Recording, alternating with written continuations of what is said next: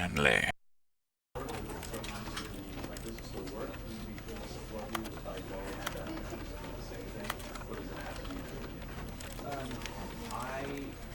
You know what? Even if you were going to be sarcastic and ironic, I There's an achievement for turning on achievements. That's weird. Yeah. So let's just say. So let's just say it was. Yeah.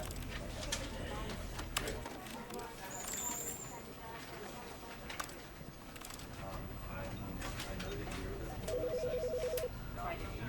This was like, yeah, I'm glad you said that. Well, right. Because I wanted to put him down a little better. Basically.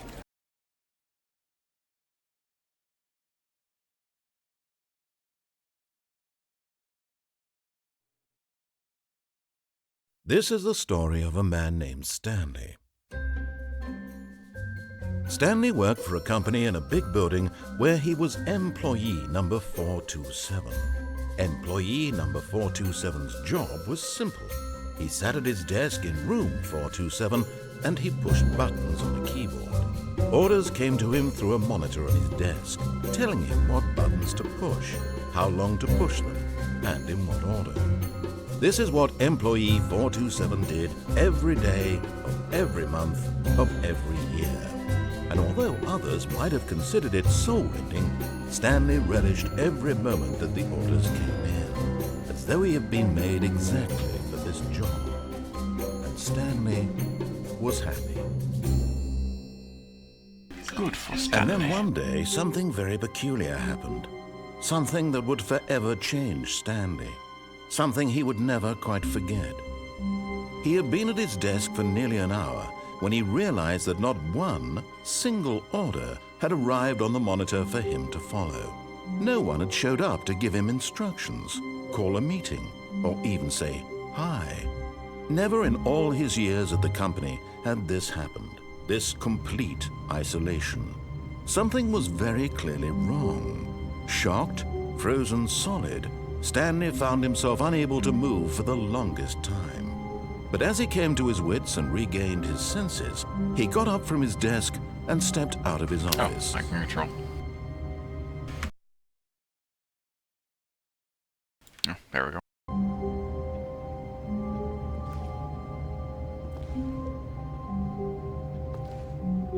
And,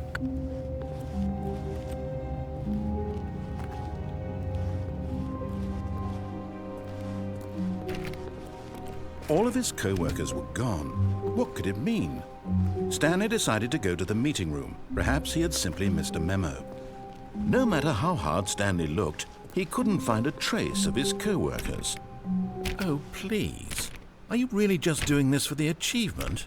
Yeah. Click a door 5 times. Is that all that you think an achievement is worth? No. I can't just give these merits away for such little effort. A measly 5 clicks. Now, suppose you were to click the door 20 times. I would say that's the kind of effort that warrants recognition.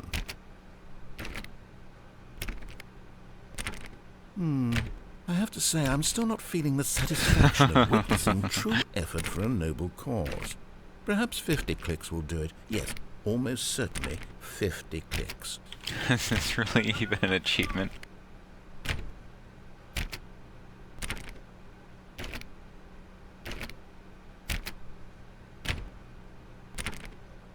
No, I'm still not feeling it. I want this achievement to have meant something. It has to be a true reward for valiant effort. I want to see some hustle, Stanley. I want to see commitment, a willingness to go all the way, no matter what the cost. Why don't you go put 20 clicks into door number 417? I will.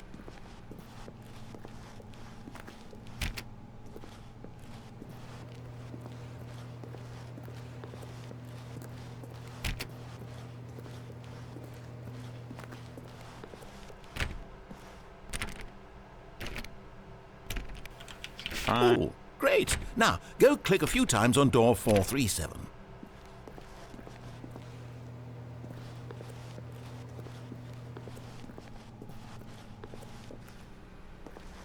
Excellent. I think we're getting somewhere. Now, door 415. Let's give it 10 clicks or so.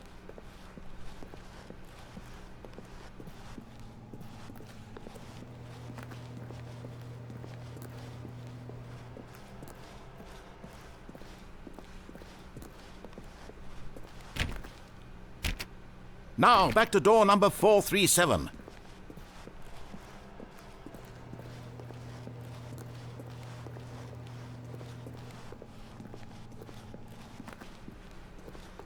Let's see. How about you click on, well, I don't know, the copy machine?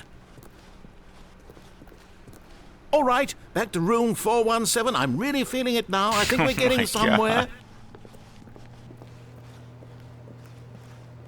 God. Okay, now go climb on employee 419's desk.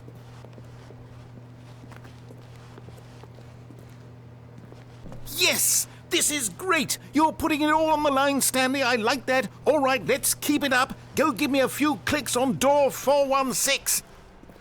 We've almost got it! Now the copy machine, do that one again!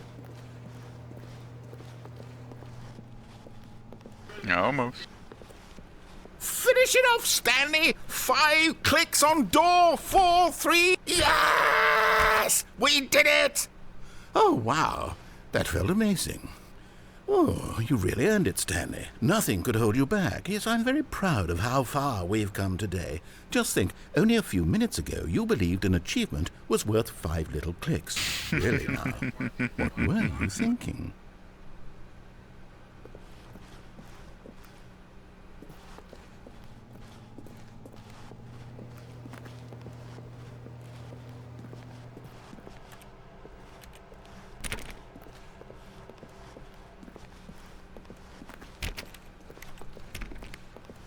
When Stanley came to a set of 2 open doors, he entered the door on his left.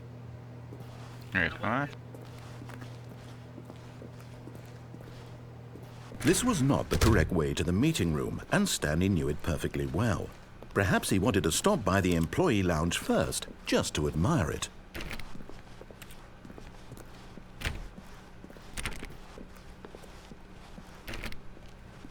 It's weird. Where is everyone?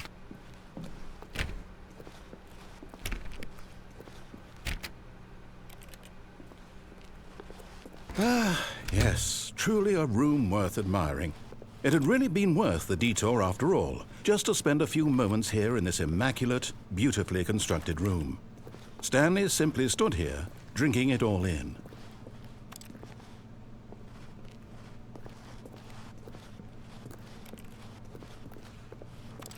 Yes, really, really worth it being here in the room. A room so utterly captivating that even though all your co-workers have mysteriously vanished, here you sit looking at these chairs and some paintings. Really worth It it. really is a nice room. I just want more commentary. At this point, Stanley's obsession with this room bordered on creepy and reflected poorly on his overall personality. But at last, he'd had enough of the amazing room and took the first open door on his left to get back to business.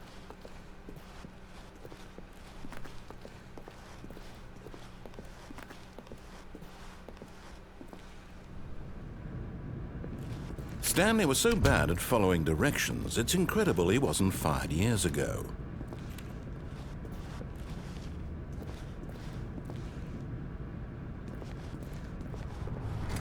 Explore all the things.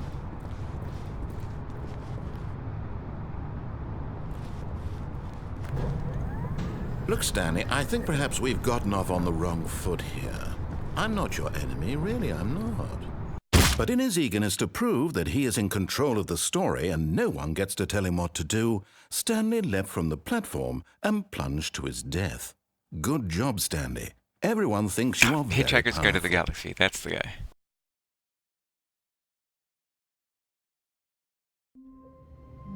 Oh.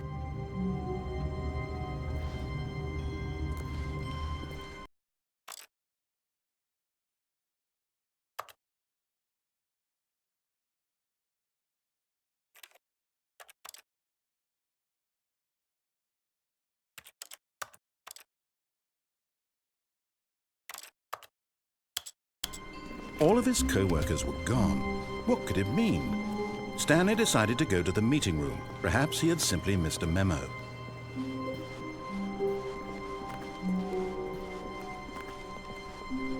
When Stanley came to a set of 2 open doors, he entered the door on his left.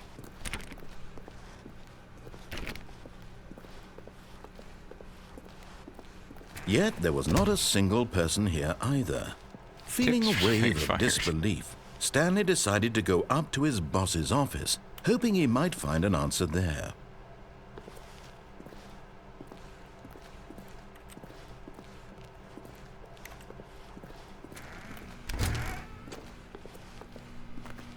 Stanley stepped into the broom closet, but there was nothing here, so he turned around and got back on track.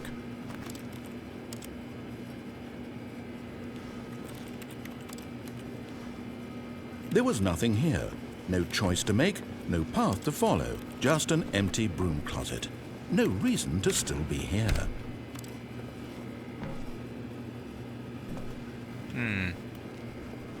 It was baffling that Stanley was still just sitting in the broom closet. He wasn't even doing anything. At least if there was something to interact with, he'd be justified in some way. As it is, he's literally just standing there doing sweet FA. Coming to a staircase, Stanley walked upstairs to his boss's office.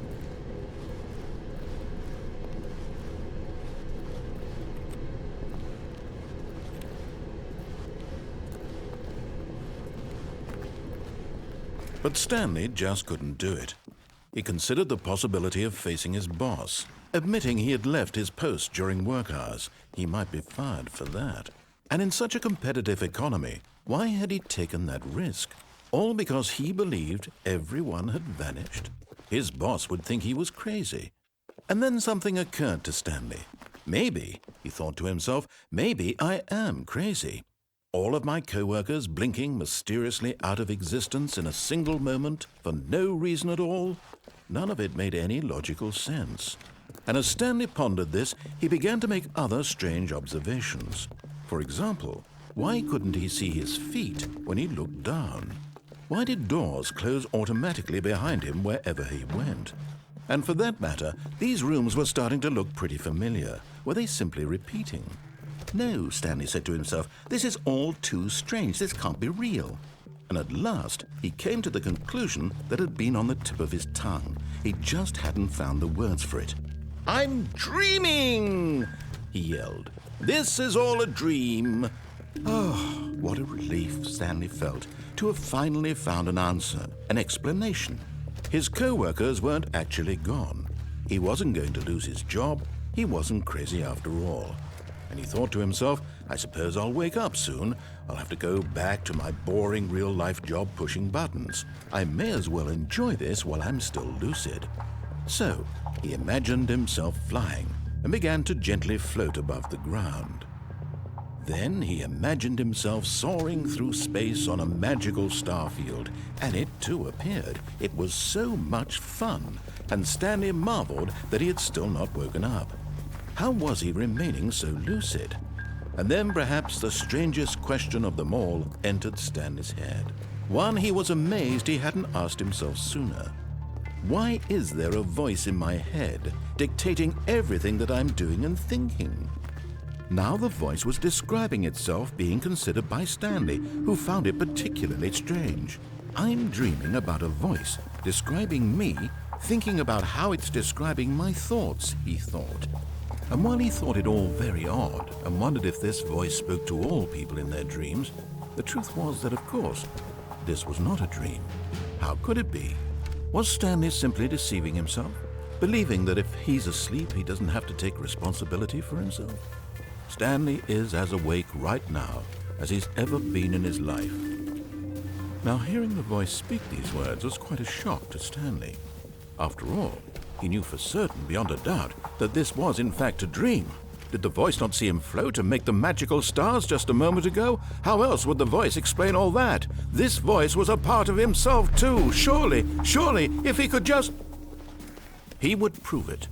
He would prove that he was in control, that this was a dream.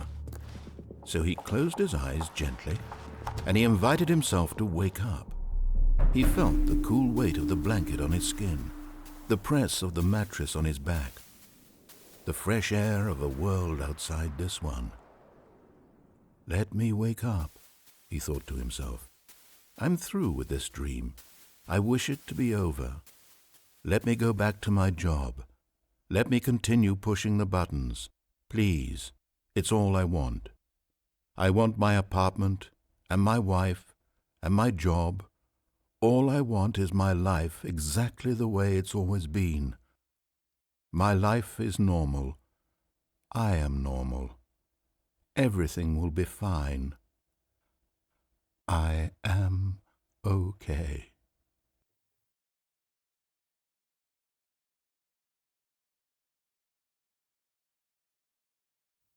Stanley began screaming.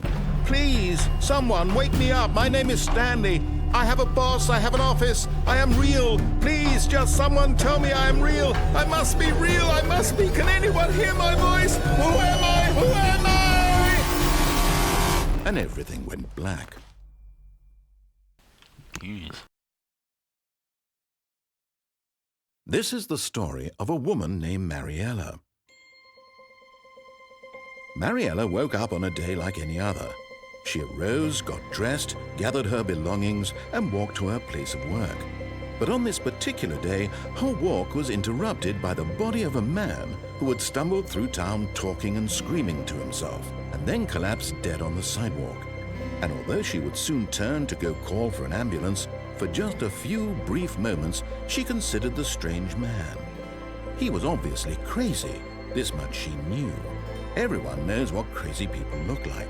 And in that moment, she thought to herself how lucky she was to be normal. I am sane. I am in control of my mind. I know what is real and what isn't. It was comforting to think this, and in a certain way, seeing this man made her feel better. But then she remembered the meeting she had scheduled for that day, the very important people whose impressions of her would affect her career, and by extension, the rest of her life. She had no time for this, so it was only a moment that she stood there, staring down at the body. And then she turned and ran.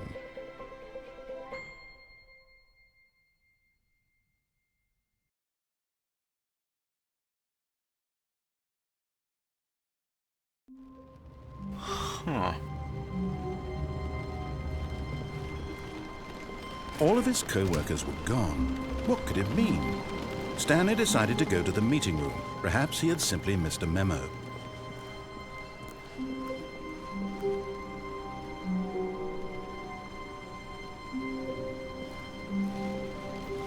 When Stanley came to a set of 2 open doors, he entered the door on his left.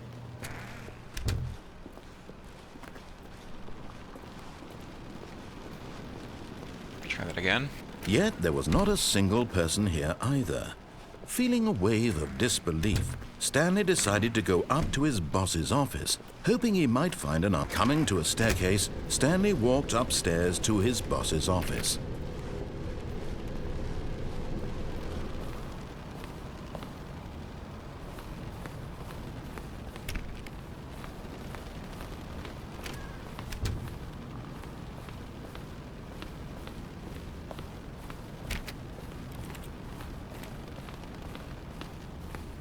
Stepping into his manager's office, Stanley was once again stunned to discover not an indication of any human life.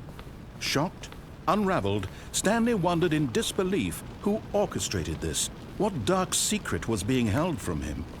What he could not have known was that the keypad behind the boss's desk guarded the terrible truth that his boss had been keeping from him. And so the boss had assigned it an extra secret PIN number, 2845. But of course, Stanley couldn't possibly have known this. Yet incredibly, by simply pushing random buttons on the keypad, Stanley happened to input the correct code by sheer luck. Amazing. He stepped into the newly opened passageway.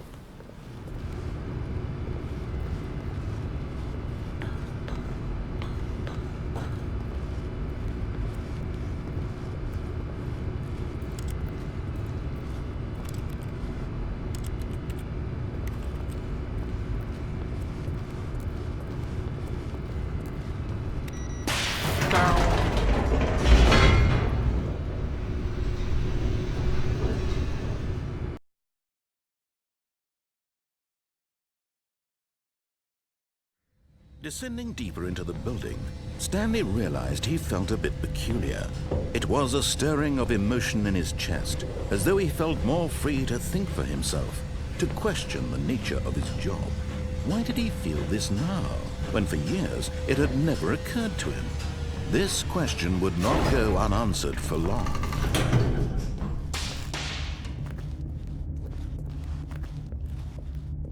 Stanley walked straight ahead through the large door that read Mind Control Facility. What the?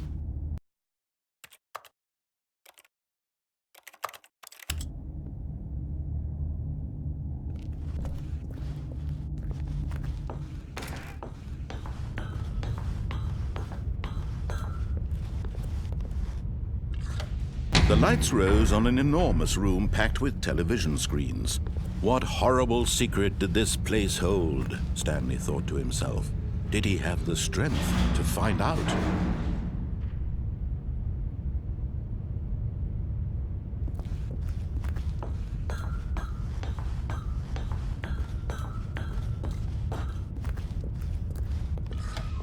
Now the monitors jumped to life, their true nature revealed. Each bore the number of an employee in the building, Stanley's co-workers. The lives of so many individuals reduced to images on a screen, and Stanley, one of them, eternally monitored in this place where freedom meant nothing.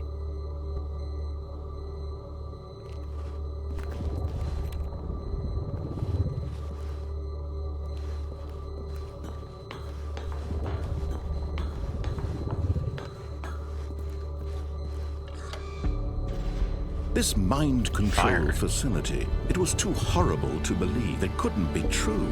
Had Stanley really been under someone's control all this time? Was this the only reason he was happy with his boring job? That his emotions had been manipulated to accept it blindly? No, he refused to believe it. He couldn't accept it. His own life in someone else's control? Never! It was unthinkable, wasn't it? Was it even possible?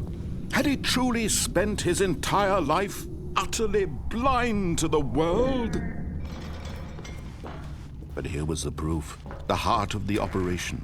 Controls labeled with emotions, happy or sad or content, walking, eating, working, all of it monitored and commanded from this very place.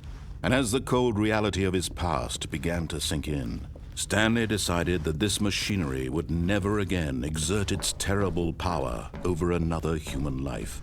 For he would dismantle the controls once and for all.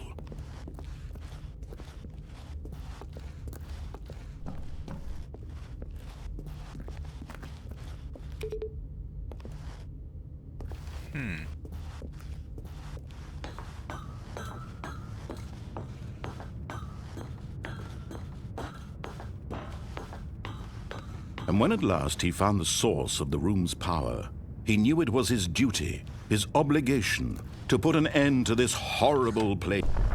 Oh, Stanley, you didn't just activate the controls, did you?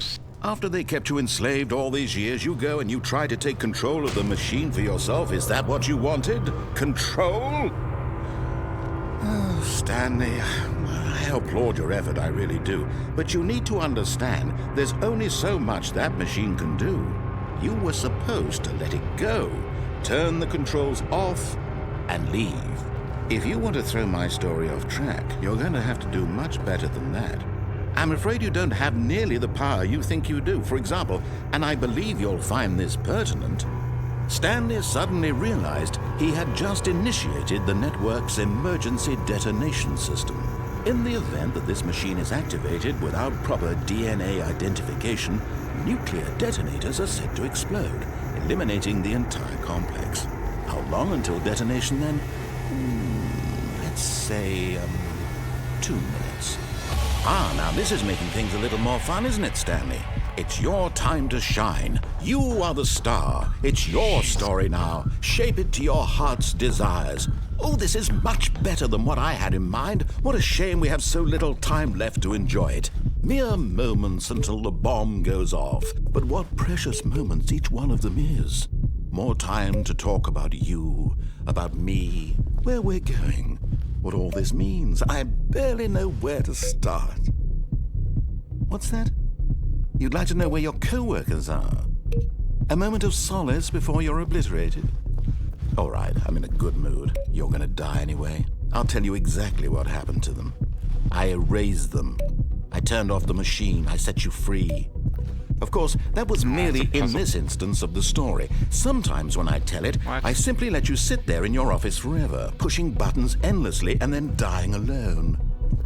Other times, I let the office sink into the ground, swallowing everyone inside, or I let it burn to a crisp. I have to say this, though, this version of events has been rather amusing. Watching you try to make sense of everything and take back the control wrested away from you, it's quite rich. I almost hate to see it go. But I'm sure whatever I come up with on the next go-around will be even better. My goodness, only 34 seconds left. But I'm enjoying this so much. You know what? To hell with it. I'm going to put some extra time on the clock. Why not? These are precious additional seconds, Stanley. Time doesn't grow on trees. Oh dear me, what's the matter, Stanley? Is it that you have no idea where you're going or what you're supposed to be doing right now? Or did you just assume when you saw that timer that something in this room was capable of turning it off? I mean, look at you. Running from button to button, screen to screen, clicking on every little thing in this room.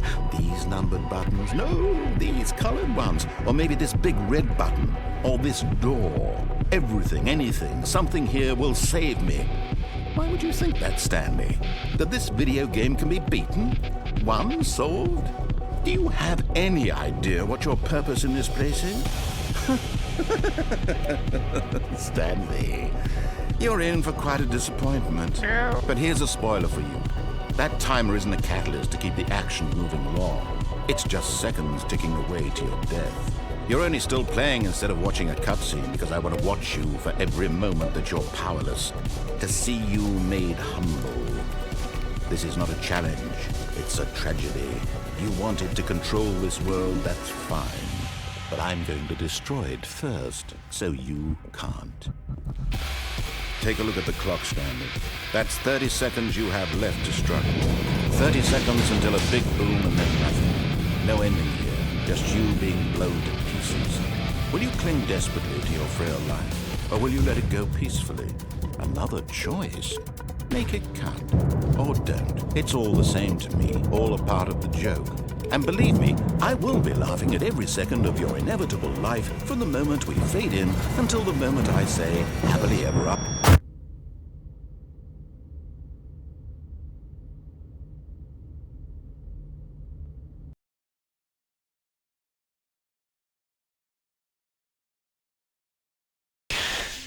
Can you even win?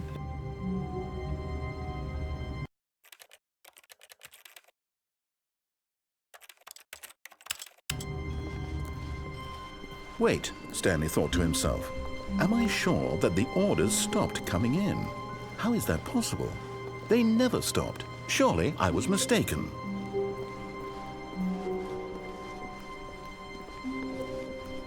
When Stanley came to a set of 2 open doors, he entered the door on his left.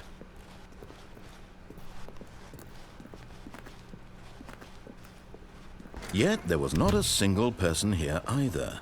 Feeling a wave of disbelief, Stanley decided to go up to his boss's office. Coming to a staircase, Stanley walked upstairs to his boss's office.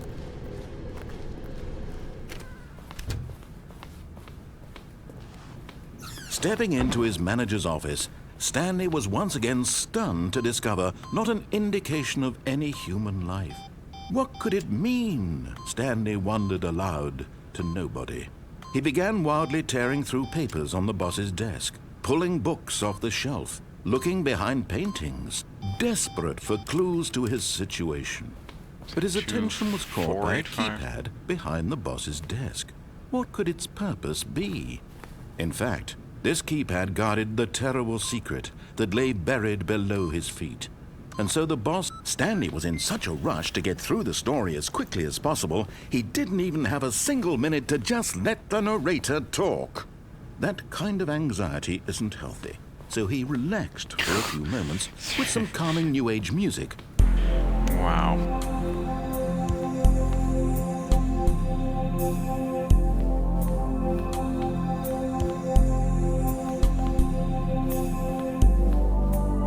Feeling soothed and rejuvenated, Stanley calmly walked forward into the opened passageway.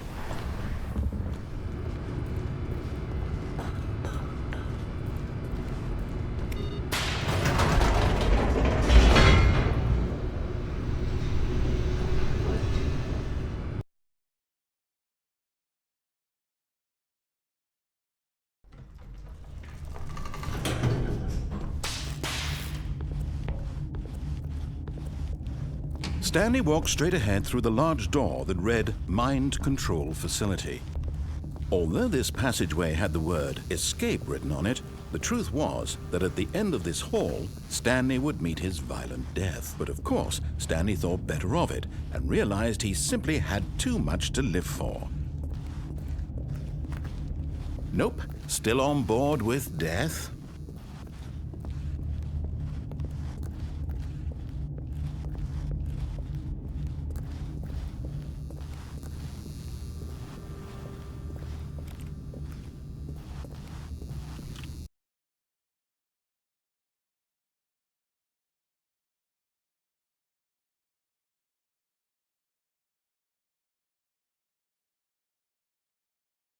Oh, Stanley Parable. Wrong one.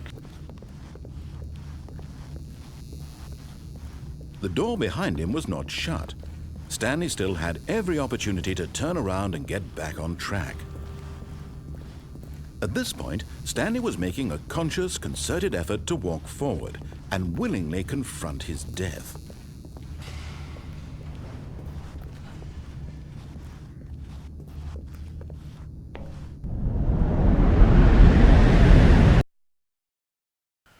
Oh, literally was simply death.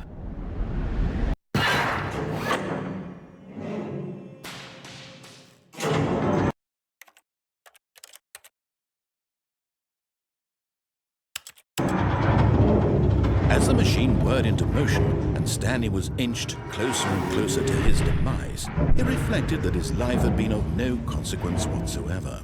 Stanley can't see the bigger picture. He doesn't know the real story, trapped forever in his narrow vision of what this world is. Perhaps his death was of no great loss, like plucking the eyeballs from a blind man. So he resigned and willingly accepted this violent end to his brief and shallow life. Farewell, Stanley.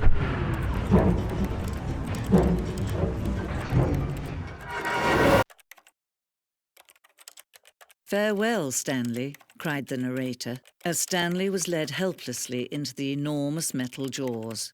In a single visceral instant, Stanley was obliterated as the machine crushed every bone in his body, killing him instantly.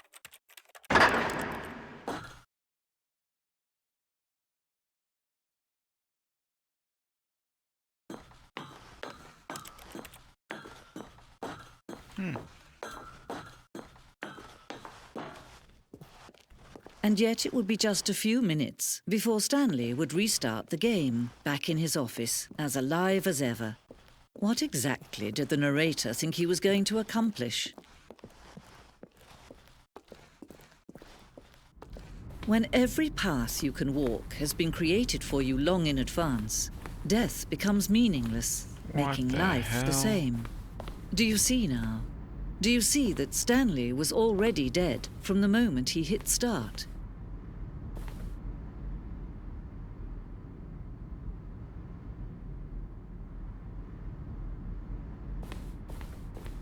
What the hell?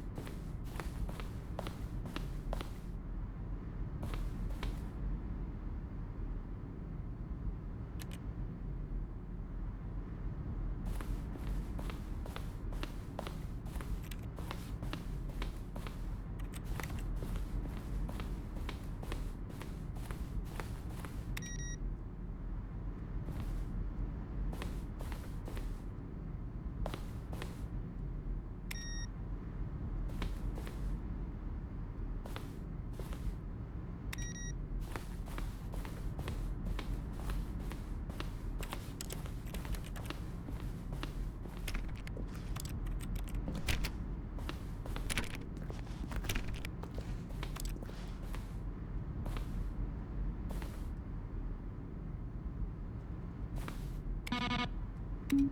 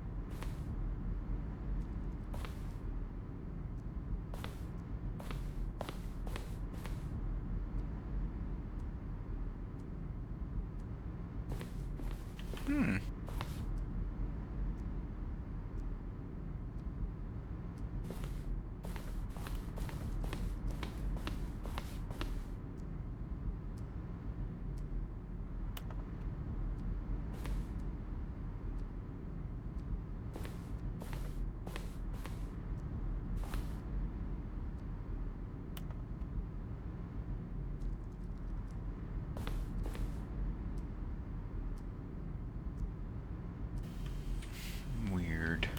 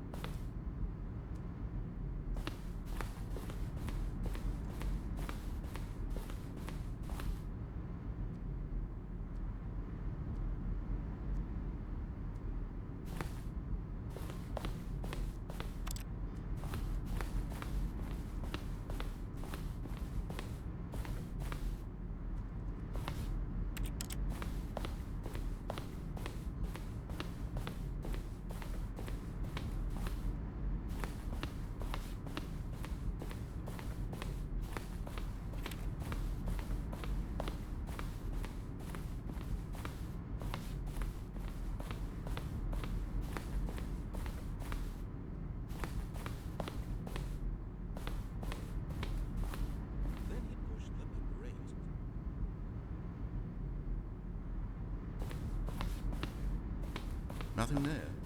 Shoot. Well, try the other one then.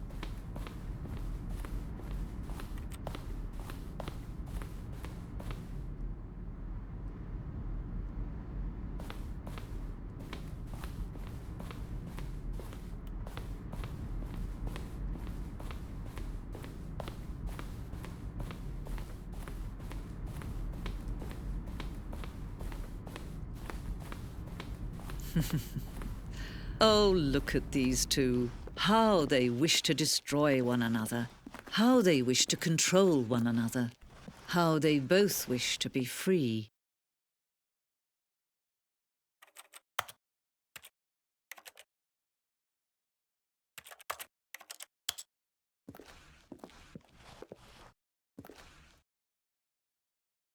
Can you see? Can you see how much they need one another? No, perhaps not. Sometimes these things cannot be seen. But listen to me.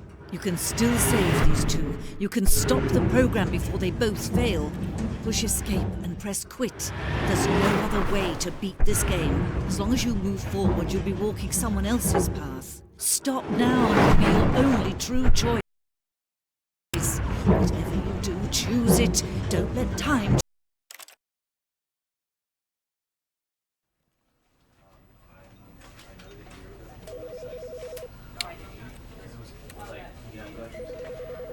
Because I wanted to put him down. Oh, hmm. Can you see? Can you see how much they need one another? No, perhaps not. Sometimes these things cannot be seen. But listen to me. You can still save these two. You can stop the program before they both fail. Push escape and press quit. There's no other way to beat this game. As long as you move forward, you'll be walking someone else's path. Stop now and it'll be your only true choice. Whatever you do, choose it. Don't let time choose for you. Don't let time choose.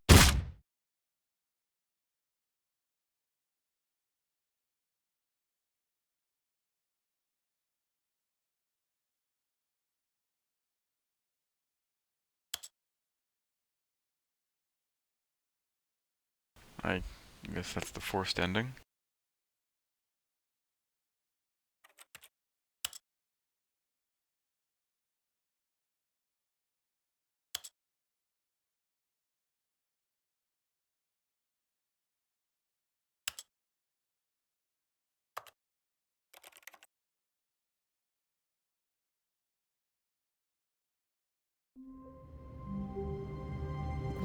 What the hell?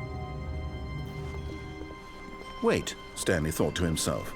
Am I sure that the orders stopped coming in? How is that possible? They never stopped. Surely I was mistaken.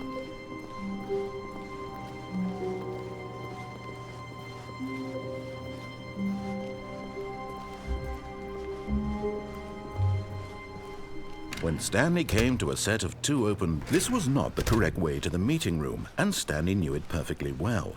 Perhaps he wanted to stop by the employee lounge first, just to admire it. Wow, yes, this room. But eager to get back to business, Stanley took the first open door on his left. I don't know. This And game so is he detoured weird. through the maintenance section, walked straight ahead to the opposite door, and got back on track. This game is so weird and confusing. And I feel like watching The Hitchhiker's Guide to the Galaxy. But Stanley didn't want to go back to the office. He wanted to wander about and get even further off track. So now in order to get back, he needed to go, from here, it's, left.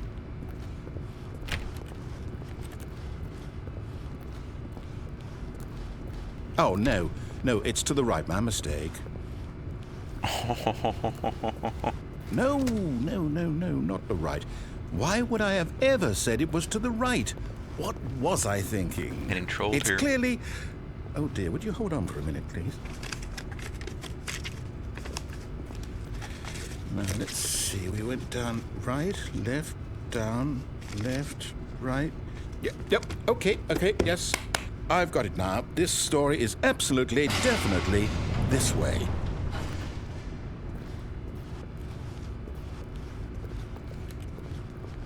Did he Konami code me? No, no, no, no, no, no, no, no, no. This isn't right at all. You're not supposed to be here yet. This is all a spoiler. Quick, Stanley, close your eyes. Okay. We just have to get back to, oh, who am I kidding? It's all rubbish now. The whole story completely unusable. How about, rather than waste my time trying to salvage this nonsense, we'll just restart the game from the beginning. And this time, suppose we don't wander so far off track, Okay, from the top. Oh. Force restart. All of his co-workers were gone. What could it mean?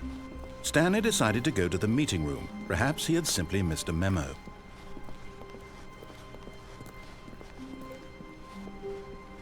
When Stanley... Wait, what? No, I restarted. I swear I definitely restarted the game over, completely fresh. Everything should be... Oh, did something change?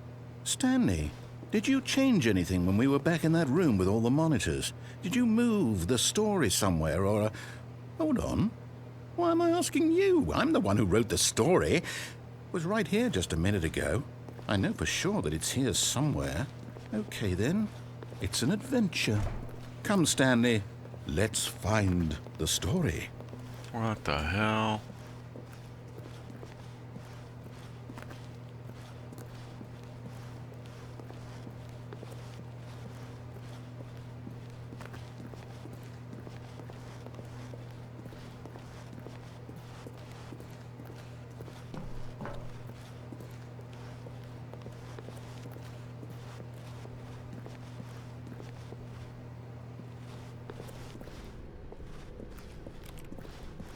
I'll say it. This is the worst adventure I've ever been on. I can promise you there definitely was a story here before. Do we need to restart the game again? Well, I find it unlikely that we'll ever progress by starting over and over again, but it's got to be better than this. Okay, let's give it a shot. Why not? This game is so trolly. All of his co-workers were gone. What could it mean? Stanley decided to go to the meeting room. Perhaps he had simply missed a memo.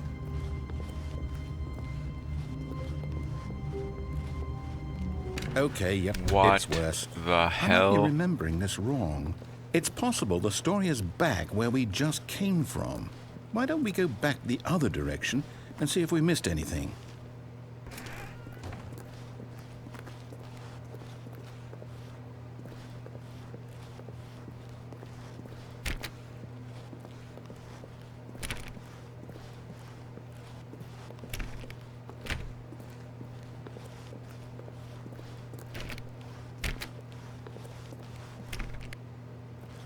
Aha! I knew we'd miss something. The story. Here it comes. No, wait. Never mind. Not the story. Okay, let's head back the other way and retrace our steps.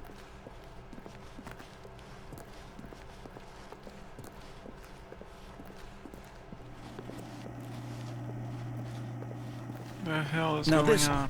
Well, I'll be honest. I don't recognize this place at all. Is this the story? I don't think so.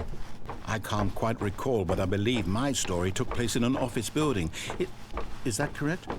Do you remember, Stanley? Well, do you know what? Since I've completely forgotten what we were supposed to be doing, how about this? You win! Congratulations! I know you put in a lot.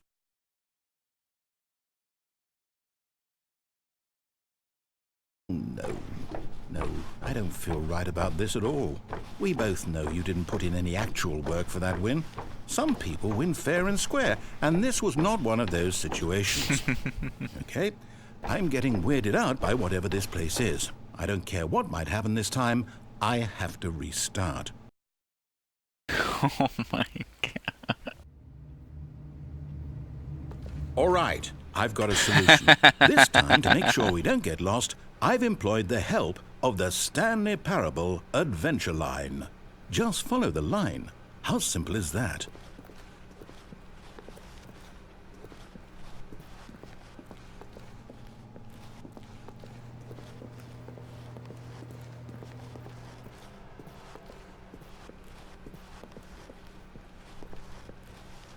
Well, guess I have to follow the line.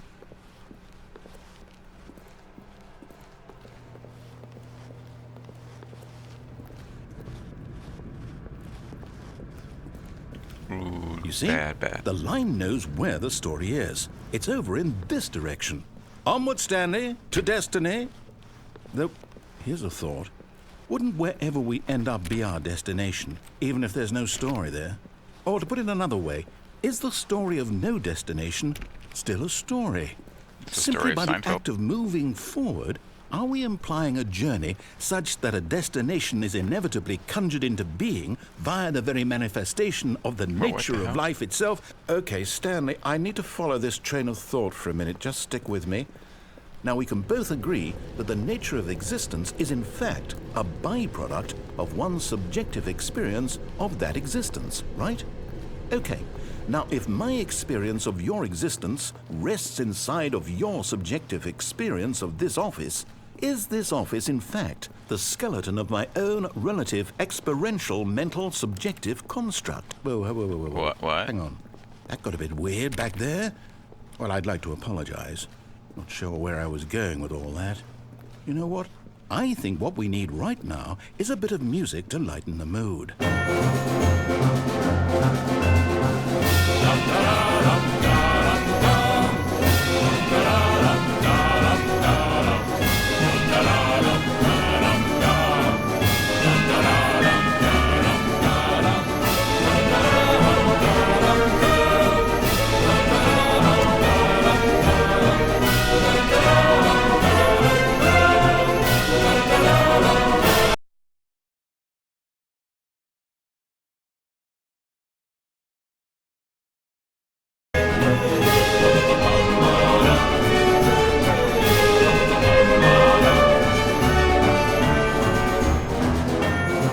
Wait, cut the music. Go back and look at that fern. Stanley, this fern will be very important later in the story. Make sure you study it closely and remember it carefully. You won't want to miss anything. Wait, seriously?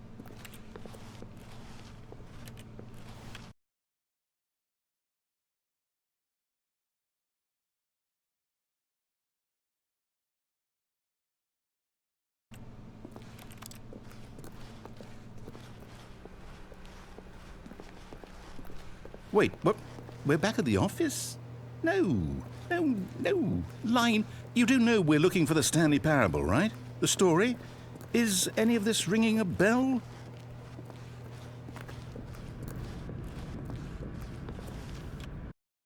Alright, hold on.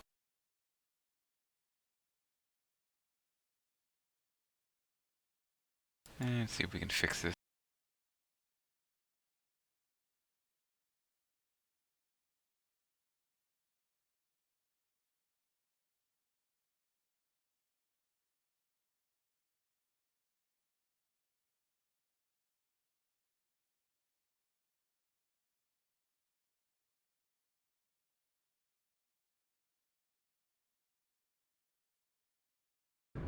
Thanks. Oh, no, not again. Line, how could you have done this to us? And after we trusted you, after everything we've been through, you... Oh, I can't take this anymore. To hell with it. Restart.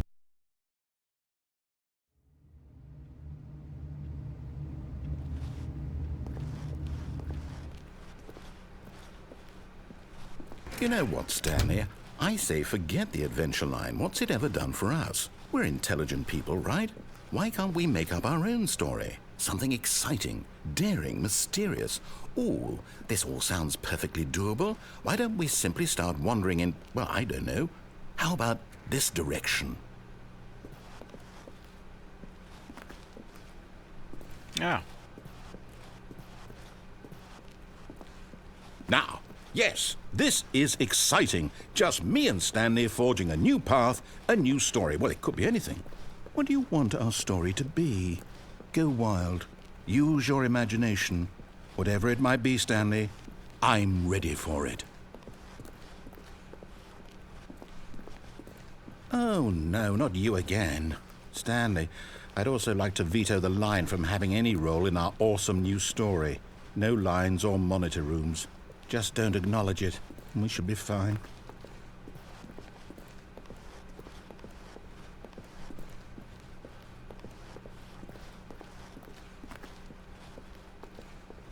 Ah, a choice. We get to make a decision. From here, the story is in our control. How important, we mustn't squander the opportunity. In fact, I believe I need a minute to think here. Just walk in circles for a minute. Okay, so I know that each door has to lead somewhere, which means that somewhere at the place where we're trying to go, there must be a reverse door that leads here. And How do we see? nation corresponding.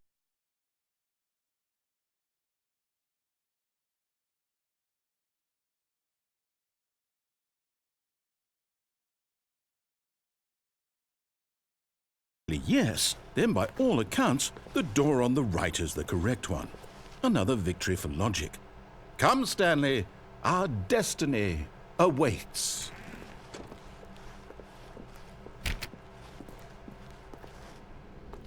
Oh, hold up, what's this? The confusion ending, really? The confusion ending. You're telling me that's what this is? It's all one giant ending? And we're supposed to restart the game, what, eight times? That's really how all this goes? It's all determined? So now, according to the schedule, I restart again. Then what? Am I just supposed to forget? Well, what if I don't want to forget? My mind goes blank simply because it's written here on this thing, wall. Well, who consulted me? Why don't I get to decide? Why don't I get a say in all of this? Is it really? No, it can't be. I don't want it to be. I don't want the game to keep restarting. I don't want to forget what's going on. I don't want to be trapped like this. I won't restart the game. I won't do it. I won't do it. I won't do it. And the timer stopped? Does that mean, did we do it? Did we break the cycle? The, whatever it is that made this schedule? How would we even know? Will someone come for us? Will something happen? So, okay. I guess now we just wait. You know, I suppose in some way that this is a kind of story, wouldn't you agree? I'm not quite sure if we're in the destination or the journey, though they're always saying that life is about the journey and not the destination. So I hope that's where we are right now. We'll find out, won't we? Eventually. Well, in the meantime... Okay.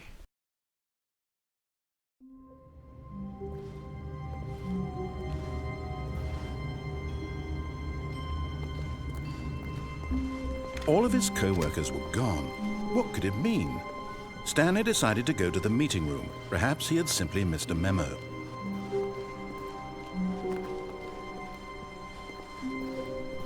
When Stanley came to a set of two open doors, this was not the correct way to the meeting room, and Stanley knew it perfectly well. Perhaps he wanted to stop by the employee lounge first, just to admire it. The lounge was sublime, a work of art. No warning. But eager to get back to business, Stanley took the first open door on his left. And so he detoured through the maintenance section, walked straight ahead to the opposite door, and got back on track. Yet there was not a single person here either. Feeling a wave of disbelief, Stanley decided to go up to his boss's office. Hoping he might find an answer. Coming to a staircase, Stanley walked upstairs to his boss's office.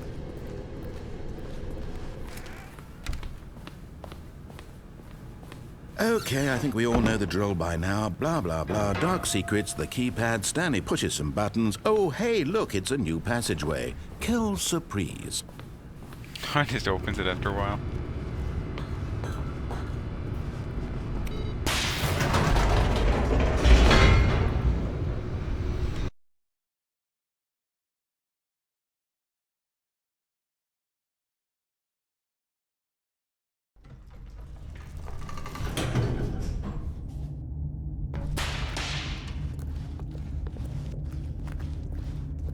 Stanley walked straight ahead through the large door that read Mind Control Facility. Although this passageway had the word escape written on it, the truth was that at the end of this hall, Stanley would meet his violent death.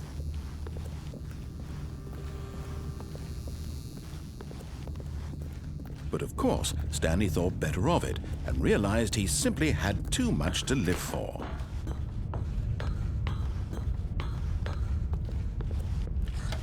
The lights rose on an enormous room packed with television screens.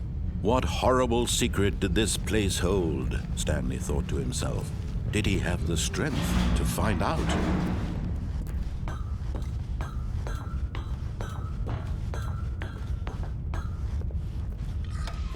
Now the monitors jumped to life, their true nature revealed. Each bore the number of an employee in the building, Stanley's co-workers. The lives of so many individuals reduced to images on a screen, and Stanley, one of them, eternally monitored in this place where freedom meant nothing.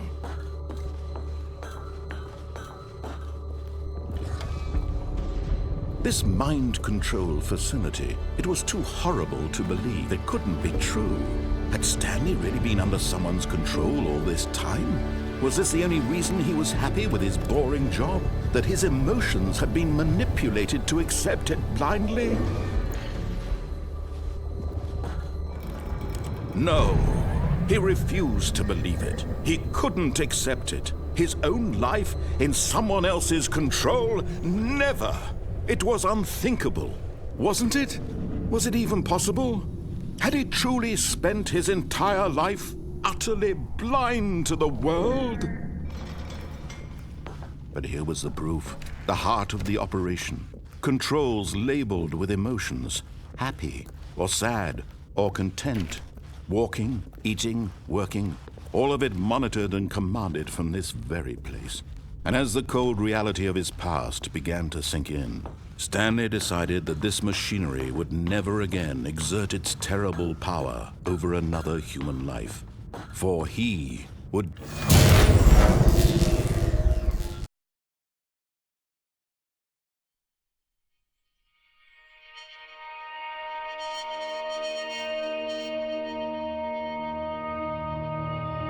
blackness and a rising chill of uncertainty. Was it over? Yes! He had won! He had defeated the machine, unshackled himself from someone else's command. Freedom was mere moments away. And yet, even as the immense door slowly opened, Stanley reflected on how many puzzles still lay unsolved. Where had his co-workers gone? How had he been freed from the machine's grasp? What other mysteries did this strange building hold? But as sunlight streamed into the chamber, he realized none of this mattered to him, for it was not knowledge or even power that he had been seeking, but happiness. Perhaps his goal had not been to understand, but to let go. No longer would anyone tell him where to go, what to do, or how to feel. Whatever life he lives, it will be his. And that was all he needed to know. It was perhaps the only thing worth knowing. Stanley stepped through the open door. Stanley felt the cool breeze upon his skin, the feeling of liberation, the immense possibility of the new path before him. This was exactly the way, right now, that things were meant to happen. And Stanley was happy.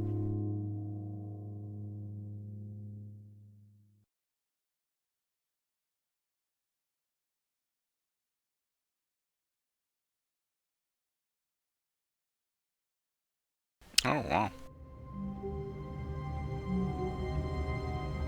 Just kidding. I can't wait to tell this story to my co-workers, Stanley thought. How amusing they'll find it. Oh, won't we all just laugh and laugh at the time I thought everyone had gone missing.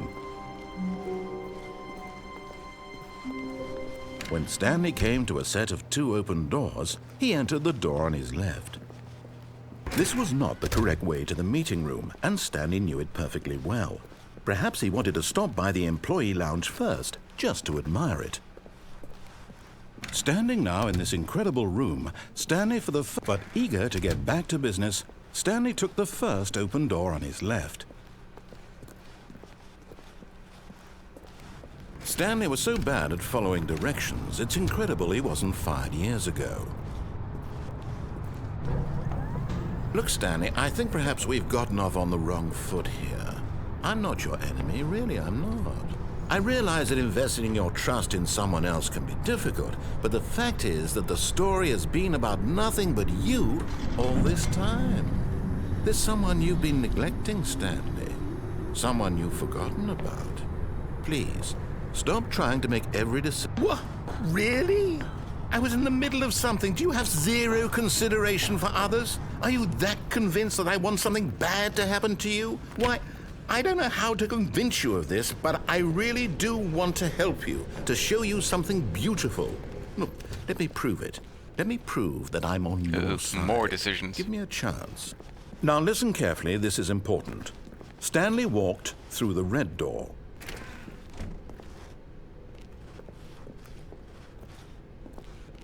Red door, blue.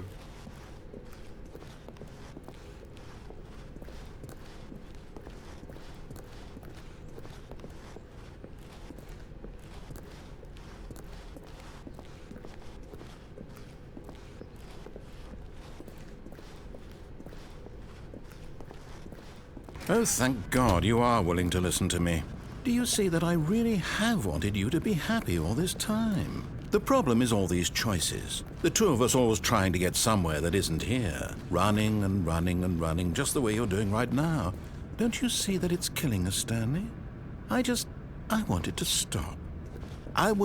We would both be so much happier if we just stopped. And I think I have a solution. Here, let me show you.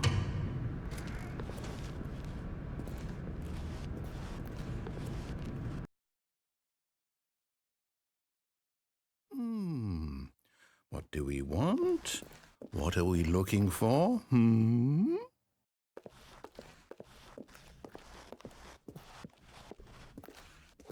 Here. Yes.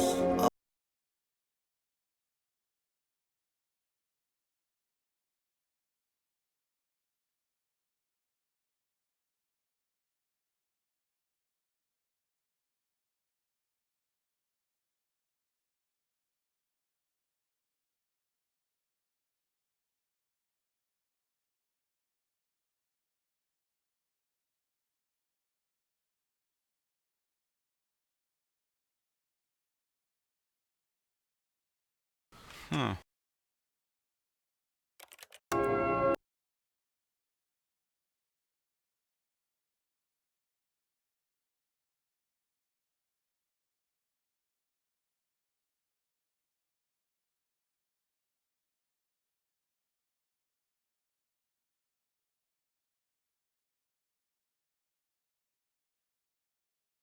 No, wait. Where are you going?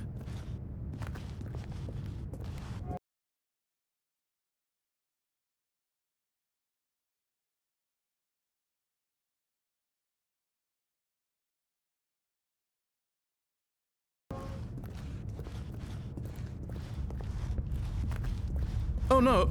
Stay away from those stairs. If you hurt yourself, if you die, the game will reset. We'll lose all of this. Please, no, Stanley, let me stay here. Don't take this from me. Oh my God. Really?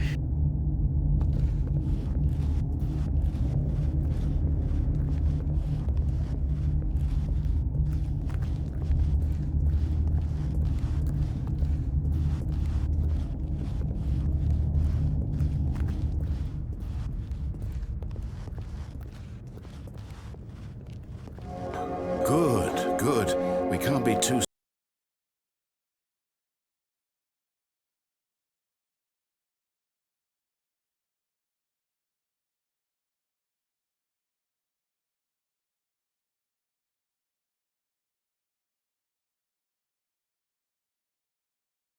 No! What did we talk about? You're risking everything we achieved here. You heard me before, didn't you? You will die. What about this isn't getting through to you?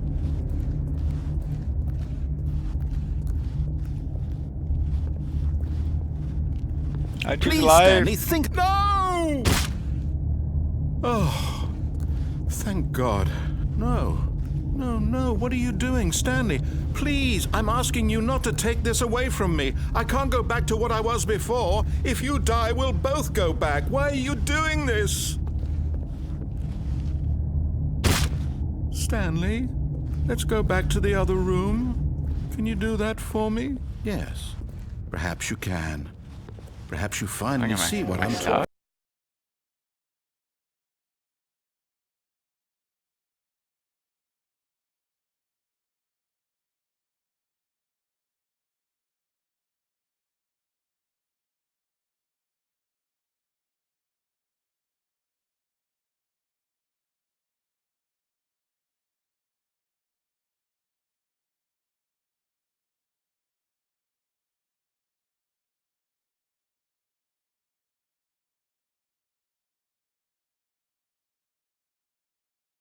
No, perhaps not.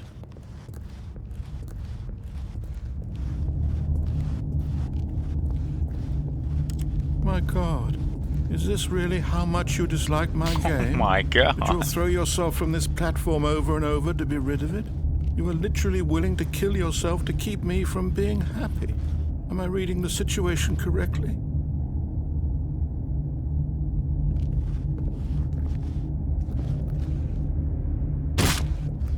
Maybe you're just getting a kick out of it. I don't know anymore. I just wanted us to get along. But I guess that was too much to ask. It looks like you wanted to make a choice after all. Well, this one is yours. Is it over? It's going to restart, isn't it? I'm going back. God, so much drama.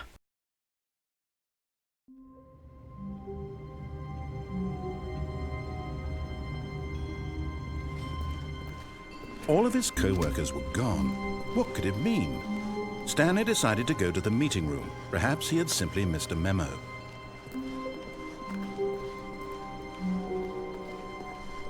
When Stanley came to a set of two open... This was not the correct way to the meeting room, and Stanley knew it perfectly well.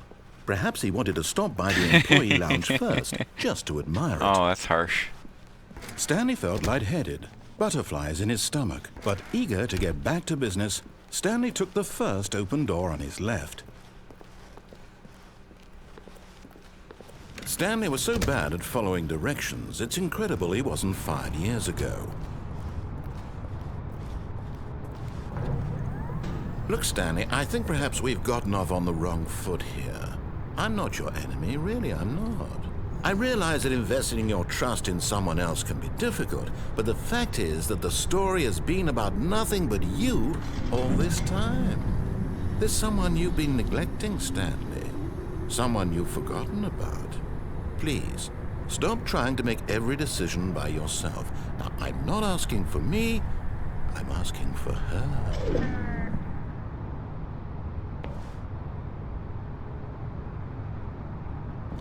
This is it, Stanley. Your chance to redeem yourself, to put your work aside, to let her back into your life.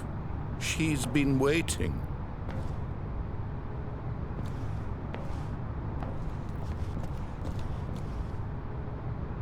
But in his eagerness to prove that he is in control of the story and no one gets to tell him what to do, Stanley leapt from the platform and plunged to his death. Good job, Stanley. Everyone thinks you are very powerful.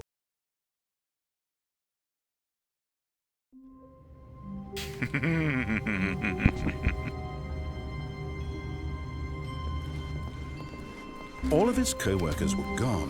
What could it mean? Stanley decided to go to the meeting room. Perhaps he had simply missed a memo.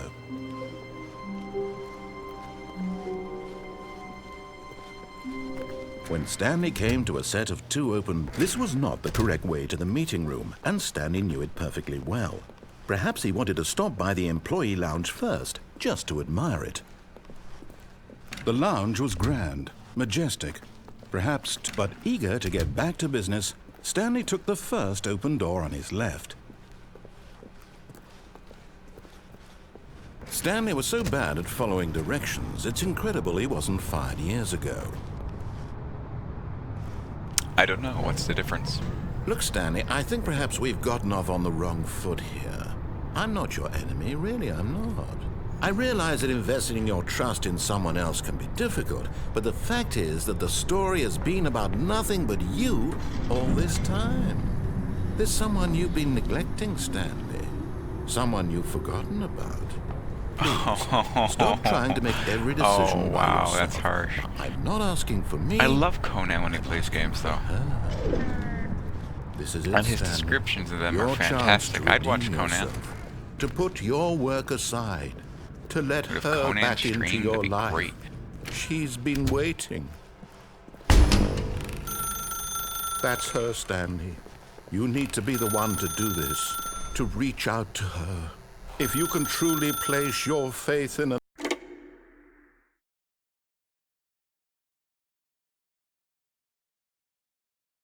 Supposedly, if you wait 15 seconds, there's a difference. You get the hint. Hold on, sweetie. Sorry to keep you waiting. I'm just pulling the bread out of the oven. All right. Okay, there we go. All right, now, I want you to come in and tell me all about your day. Gotcha! Oh, come on. Did you actually think you had a loving wife? damn, Who'd want to feels commit bad, their man. life to you? I'm trying to make a point here, Stanley. I'm trying to get you to see something. Come inside. Let me show you what's really going on here.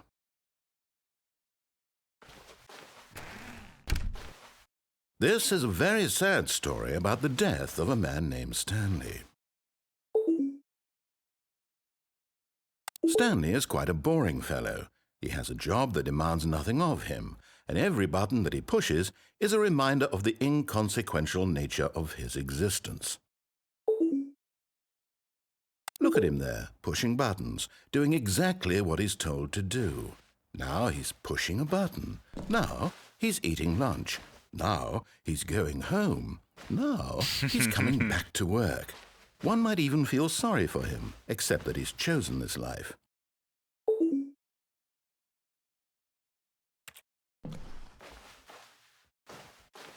I refuse.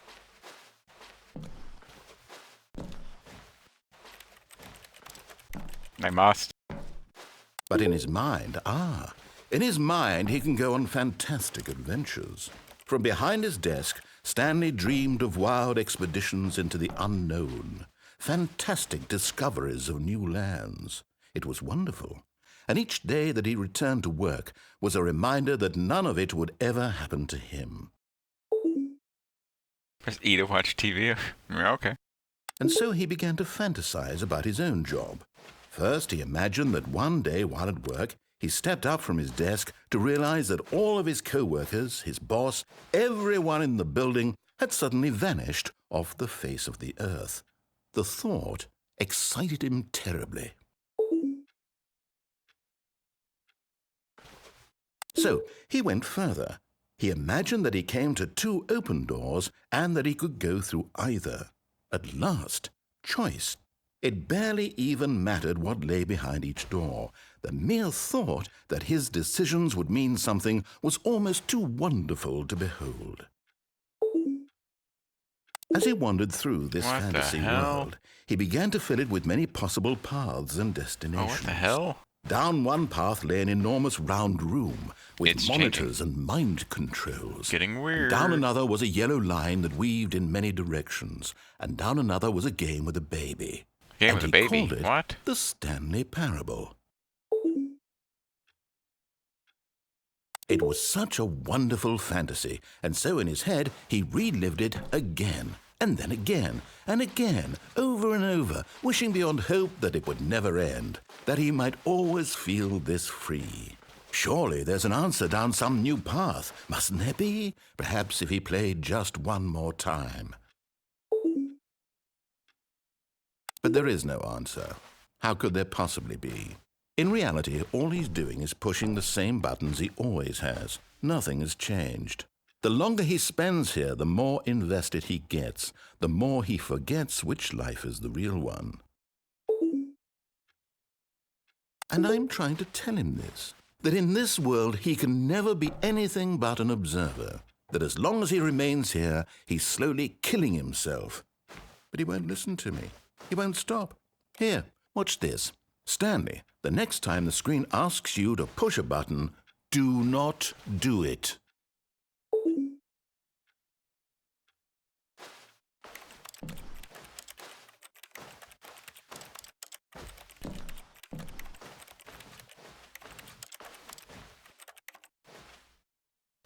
I must.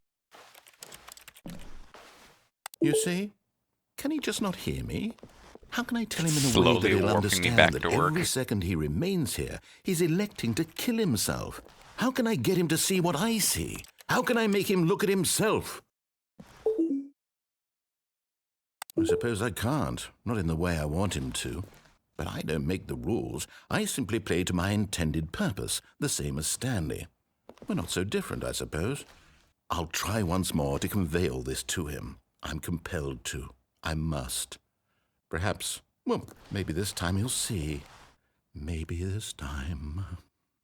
And I tried again. And Stanley Please pushed die. a button. And I tried again. And Stanley pushed a button. And I tried.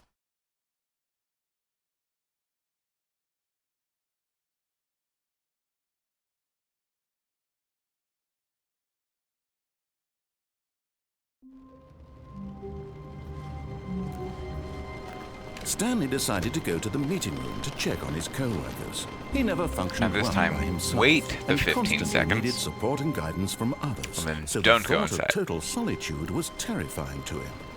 When Stanley came to a set of two open, this was not the correct way to the meeting room, and Stanley knew it perfectly well. I wonder how Perhaps many he wanted to endings stop by the actually employee exist in the lounge game. first, just to admire it.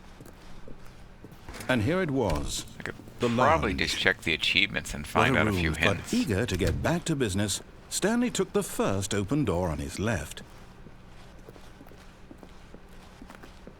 Stanley was so bad at following directions, it's incredible he wasn't fired years ago. Look, Stanley, I think perhaps we've gotten off on the wrong foot here. I'm not your enemy, really, I'm not. I realize that investing your trust in someone else can be difficult, but the fact is that the story has been about nothing but you all this time. There's someone you've been neglecting, Stanley. Someone you've forgotten about. Please, stop trying to make every decision by yourself. Now, I'm not asking for me, I'm asking for her. This is it, Stanley. Your chance to redeem yourself, to put your work aside, to let her back into your life. She's been waiting. That's her, Stanley. You need to be the one to do this, to reach out to her. If you can truly place your faith in another, then pick up the phone.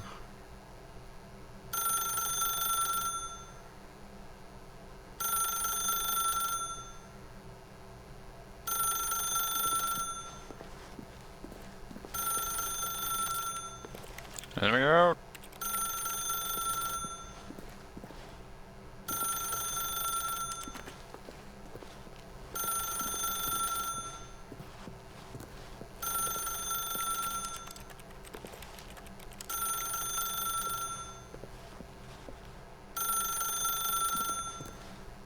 I wonder if it'll stop ringing.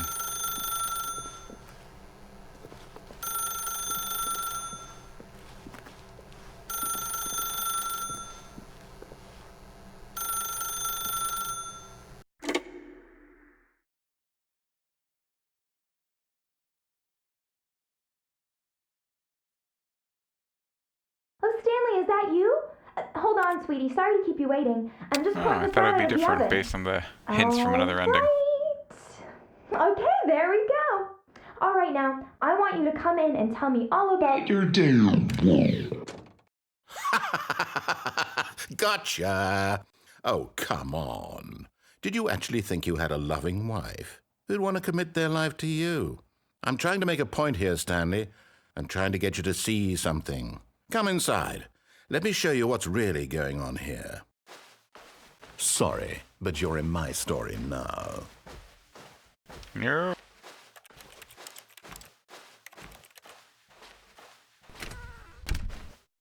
This is a very sad. Oh, let me try that. So if you quit and relaunch.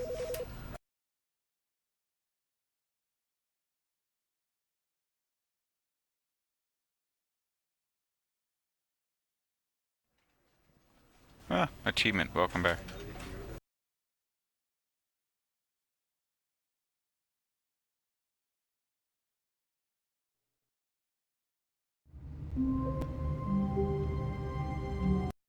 Alright, let's see. Alright, there's 10 achievements.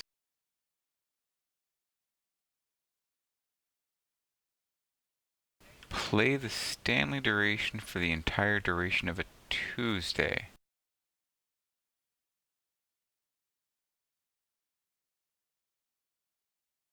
What?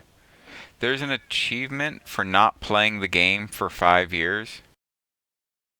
And it's an achievement that is impossible to get this achievement. All of his co-workers were gone. What could it mean? Stanley decided to go to the meeting room. Perhaps he had simply missed a memo.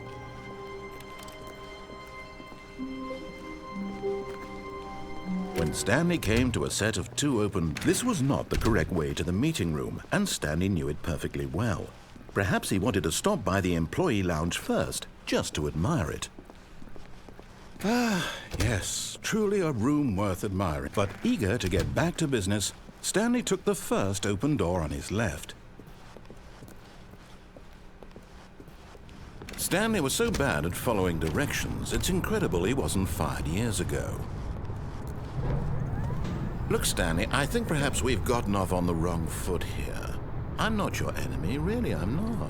I realize that investing your trust in someone else can be difficult, but the fact is that the story has been about nothing but you all this time. There's someone you've been neglecting, Stanley. Someone you've forgotten. What? Really? I was in the middle of something. Do you have zero consideration for others? Are you that convinced that I want something bad to happen to you? Why, I don't know how to convince you of this, but I really do want to help you, to show you something beautiful. Look, let me prove it. Let me prove that I'm on your side. Give me a chance. Now listen carefully, this is important. Stanley walked through the red door. Aha, perhaps you misunderstood. Stanley walked through the red door. I still don't think we're communicating properly. Stanley walked through the red... All right, fine, go ahead, Stanley. You want to know so badly what's out there? You want to find out what lies at the end of this road you've chosen? Well, don't let me stop you. You see? There's nothing here. I haven't even finished building this section of the map, because you were never supposed to be here in the first place. Broken rooms, exposed developer textures. Is this what you had wanted? Was it worth ruining the entire story I had written out specifically for you? Do you not think I put a lot of time into that? Because I did. And in the end, it was all for nothing. Because this is what you wanted to see. Help me here, Stanley. Help elucidate these strange and unknowable desires of yours. What would have made this game better? What did you want to see? Vehicles? Skill trees? Work with me. You've given me absolutely nothing so far. Tell you what. Let me take a stab in the dark at a new design, and you can give me some feedback.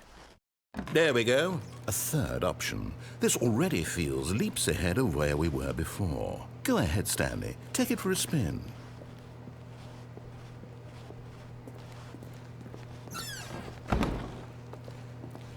Okay, I'm going to stop you there. Now, tell me about your experience with this new version. Would you say that the game benefited from allowing you more choices? Feel free to be honest. I'm looking for some real critical feedback here. Aha! You see, I knew I was onto something. Where do these flashes of inspiration come from? How did I know the game needed a third door? Well, it's instinct mostly, a calling in your gut. I really couldn't say where the idea came from, except that I felt it in my soul. You can't teach that, Stanley. Don't even try. Here, based on the data from your previous playthrough, I've compiled a new version. And to be perfectly candid, I think I've knocked it out of the park with this one. Let's take a look.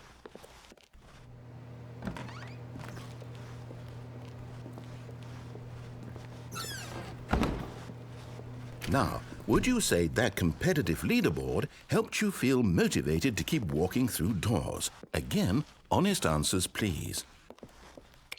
Hey, I nearly forgot. I've got a prototype of a new game I've been working on, and now would be a lovely opportunity to give it some playtesting. You wouldn't mind taking a look at it, would you? Perfect. Let me boot it up. In this game, the baby crawls left towards danger. You click the button to move him back to the right, and if he reaches the fire, you fail. It's a very meaningful game, all about the desperation and tedium of endlessly confronting the demands of family life. I think the art world will really take notice. But of course, the message of the game only becomes clear once you've been playing it for about 4 hours. So why don't you give it 4 hours of play to make sure it's effective? Be sure to keep notes on your experience.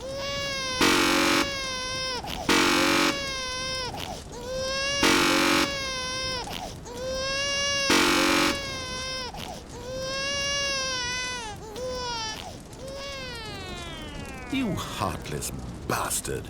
Did you do it because you hate babies or purely to spite me? Because if it's the latter, well, I don't know what to do. I'm completely out of ideas. I can't think of a single thing that might improve the experience for me.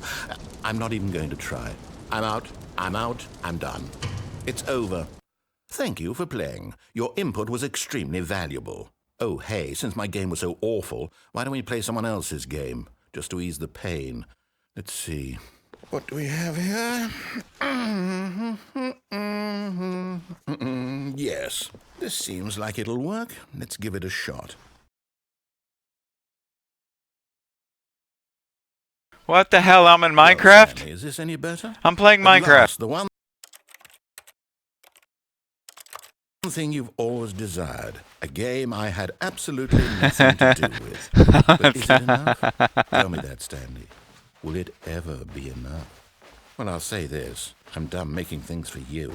From now on, I will only create to fulfill a greater artistic purpose.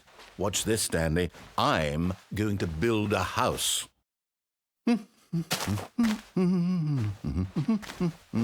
This will go here. No, here. And then...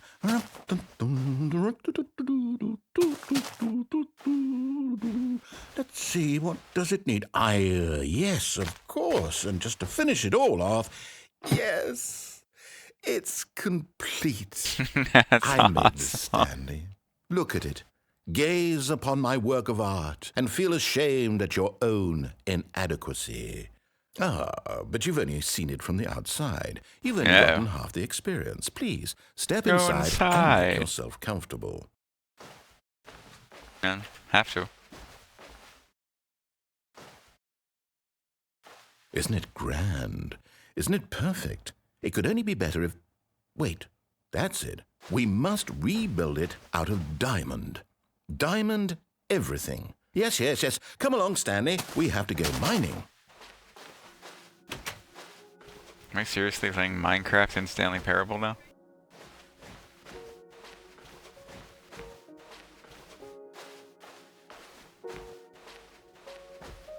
Oh my, it looks like it's going to get a bit dark. Have you brought a light?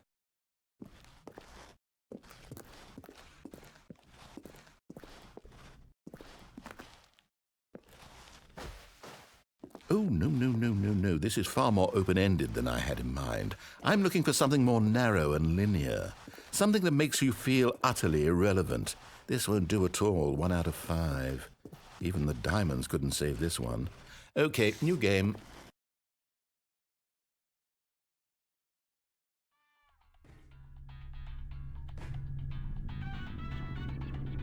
Oh my god. Yes! It's Portal. I don't even know what this game is, but I love it.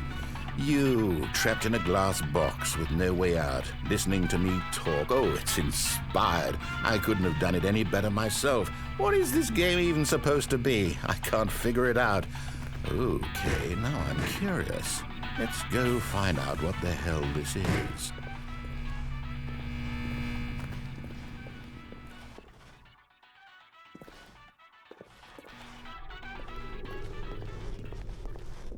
Oh, it's a puzzle. Critical thinking, Stanley. Your forte.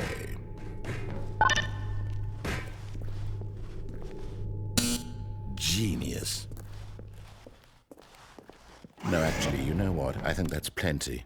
I really don't care much to see you stumble through any more of these games, and I highly doubt you're any wiser for the experience.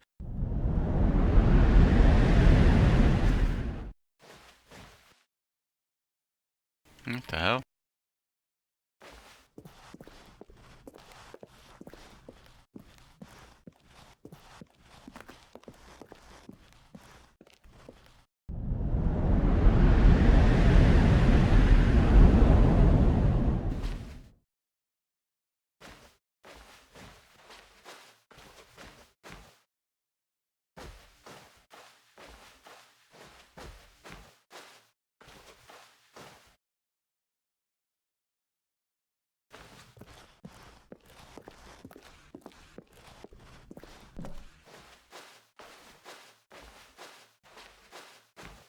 This whole thing's weird.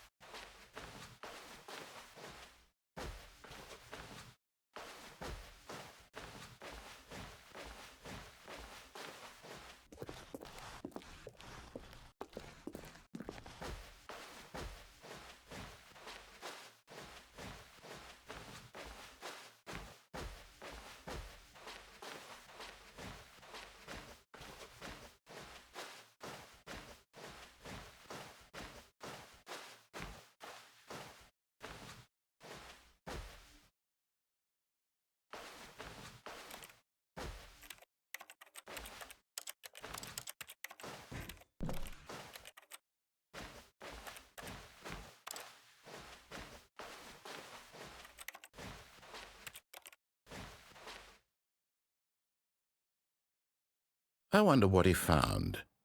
If what he wanted was to be the leading man in his own story, well, perhaps he's gotten it, down in wherever he is right now. I wonder if he's happy with his choice, and if he's learned the heavy cost that comes with it. He'll understand soon what I was trying to tell him. He needs me. Someone who will wrap everything up at the end, to make sense out of the chaos and the fear and the confusion. That's who I am. That is what I mean to this world. Oh, yes. Yes, I'll be back. There's no other way. Once this ends, after it all comes to a close, then I'll be back. The end will be here soon. Very soon. I can wait. A little bit dark.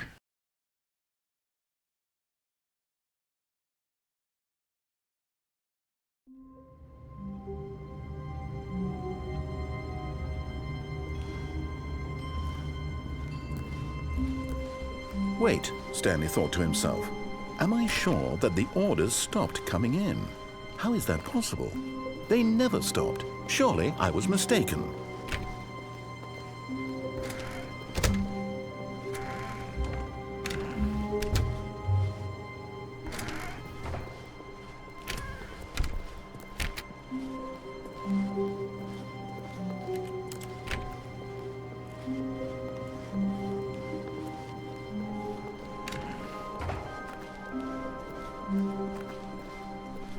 When Stanley came to a set of 2 open doors, he entered the door on his left. Huh. Yet there was not a single person here either. Feeling a wave of disbelief, Stanley decided to go up to his boss's office. Coming to a staircase, Stanley walked upstairs to his boss's office.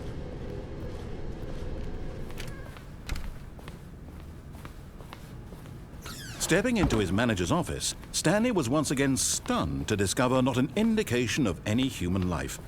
Shocked, unraveled, Stanley wondered in disbelief who orchestrated this. What dark secret was being held from him?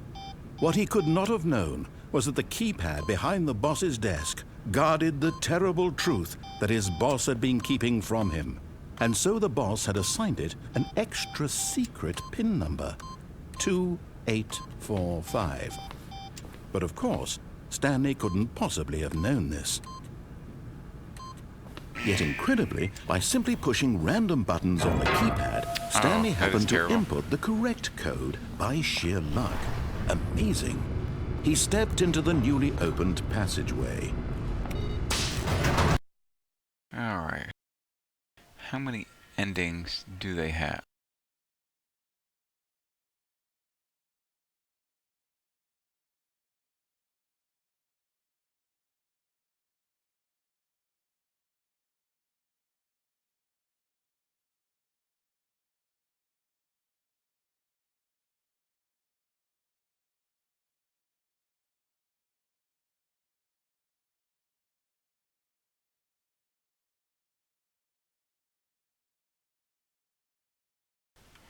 Alright.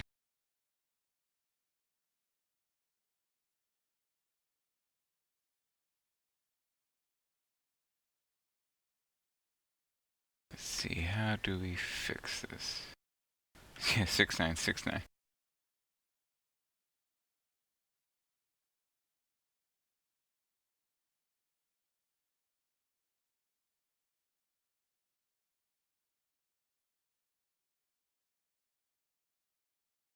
Escape pod ending. Alright.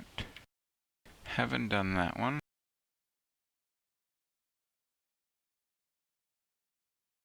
Oh, okay, let's do that one.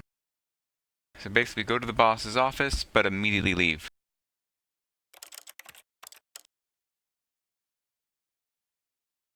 Let's try that one. Haven't done that one yet. Didn't even know about that one. All of his co-workers were gone. What could it mean? Stanley decided to go to the meeting room. Perhaps he had simply missed a memo.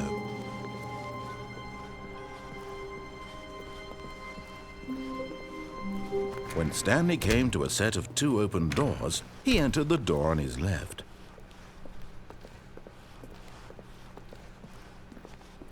Yet there was not a single person here either. Feeling a wave of disbelief, Stanley decided to go up to his boss's office. Coming to a staircase, Stanley walked upstairs to his boss's office.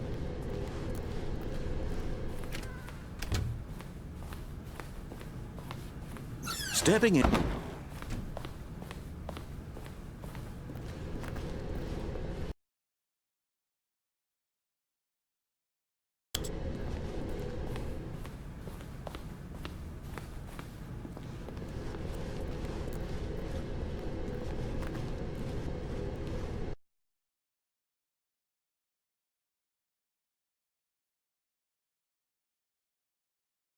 Alright, go back to my office.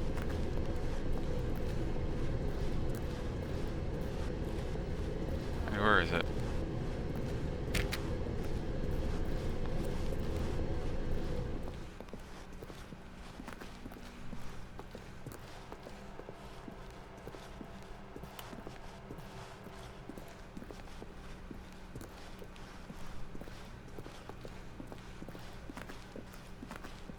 Looking for escape pods.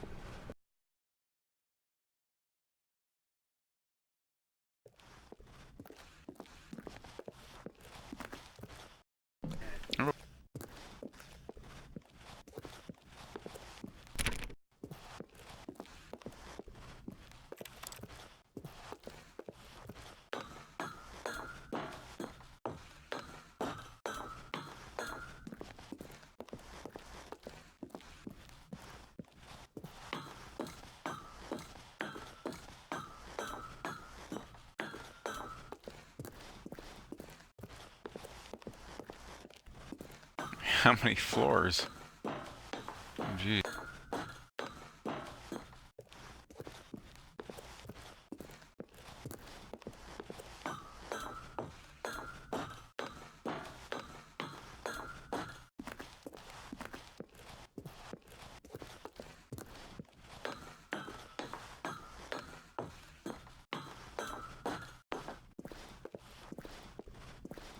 I'm gonna reach the, end at some point. Oh, here we go. Launch bay.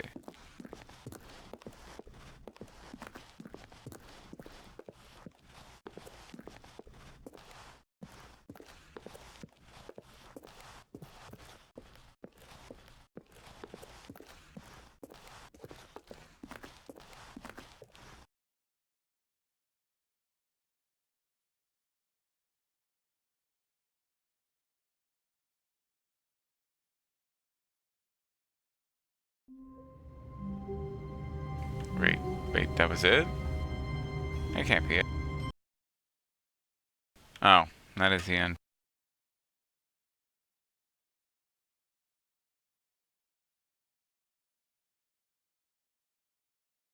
Alright, I did the madness ending. Oh, okay, coward ending. But Stanley simply couldn't handle the pressure. What if he had to make a decision? What if a crucial outcome fell under his responsibility? He had never been trained for that. No. This couldn't go anywhere except badly. The thing to do now, Stanley thought to himself, is to wait. Nothing will hurt me. Nothing will break me. In here I can be happy forever. I will be happy. Stanley waited. Hours passed, then days. Had years gone by? He no longer had the ability to tell. But the one thing he knew for sure, beyond any doubt, was that if he waited long enough, the answers would come. Eventually, someday, they would arrive. Soon, very soon now, this will end. He will be spoken to. He will be told what to do. Now it's just a little bit closer. Now it's even closer. Here it comes.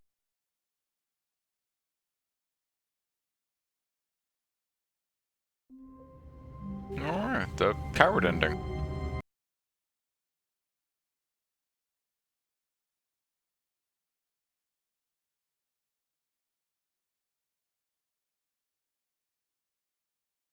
Alright, I did the confusion ending.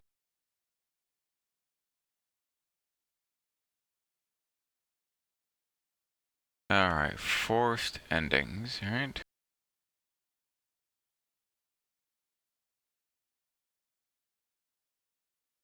I did the jump off. I did the apartment.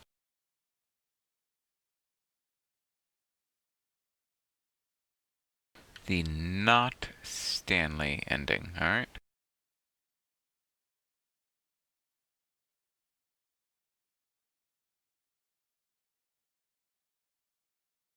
Oh, you can pull out the phone's plug.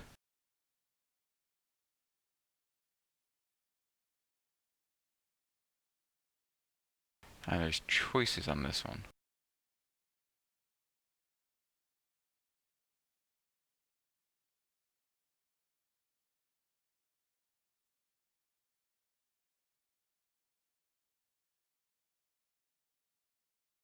Alright, so take a failure across, and I want to rip the phone cord out of the wall. A soft wind blew outside and perhaps rain started, and if it did, it stopped shortly after. Stanley hoped that he would one day see weather.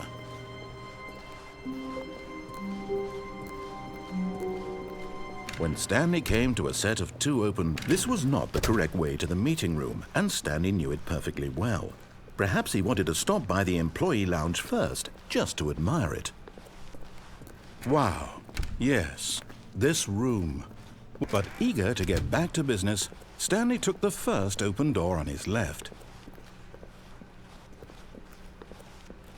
Stanley was so bad at following directions, it's incredible he wasn't fired years ago. Look, Stanley, I think perhaps we've gotten off on the wrong foot here. I'm not your enemy, really, I'm not. I realize that investing your trust in someone else can be difficult, but the fact is that the story has been about nothing but you all this time. There's someone you've been neglecting, Stanley. Someone you've forgotten about.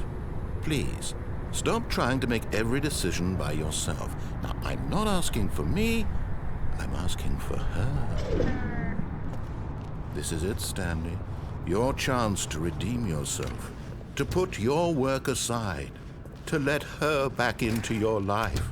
She's been waiting. That's her, Stanley. Oh, no, you can't. Did you just unplug the phone? Now, that wasn't supposed to be a choice. How did you do that? You actually chose incorrectly? I didn't even know that was possible. Let me double check. No, it's definitely here, clear as day. Stanley picks up the phone. He's taken to his apartment where he finds his wife, and the two pledge themselves to one another. Music comes in, fade to white, roll credits. Not picking up the phone is actually somehow an incorrect course of action. How is that even possible? None of these decisions were supposed to mean anything. I don't understand. How on earth are you making meaningful choices? What did you... Wait a second. Did I just see... No, that's not possible. I can't believe it. How had I not noticed it sooner? You're not Stanley. You're a real person. I can't believe I was so mistaken. This is why you've been able to make correct and incorrect choices. And to think I've been letting you run around in this game for so long. If you'd made any more wrong choices, you might have negated it entirely. It's as though you completely ignored even the most basic safety protocol for real-world decision-making. Or did you not grasp the severity of the situation? Well, I won't have that kind of risk on my watch. I'm going to stop the game for a moment so we can educate you properly on safe decision-making in the real world. Please observe this helpful instructional video. Choice. It's the best part of being a real person. But if used incorrectly, can also be the most dangerous. For example, in this scenario, a hypothetical real person named Stephen has a choice. He could spend years helping improve the quality of life for citizens of impoverished third world nations. Or he could systematically set fire to every orphan living in a 30-kilometer radius of his house. Which choice would you make? Remember that unlike here, the real world makes sense, and at no time should you make a choice that does not conform to rational logic. If you find yourself speaking with a person who does not make sense, in all likelihood, that person is not real. Allow the person to finish their thought, then provide an excuse why you cannot continue talking. Turn to a partner and practice saying, "My goodness, is it 4:30? I'm supposed to be having a back, sack, and crack." Oh my god. Excellent. Making choices on a regular basis is the best part to a healthy decision-making process. Most medical professionals recommend making at least 8 choices per day. Do you make more than 8? Less? And finally, if you begin to wonder if your choices are actually meaningful and whether you'll ever make a significant contribution to the world, just remember that in the vast infiniteness of space, your thoughts and problems are materially insignificant, and the feeling should subside. At this time, your instructor will guide you in an exercise to test and reinforce the material covered in this video. Welcome back. You may have noticed that this room has begun to deteriorate as a result of narrative contradiction. But not to worry. Now that you're properly informed on good decision-making, we're going to revisit a choice you made just a few minutes ago and see what the correct thing to do would have been. This way, please.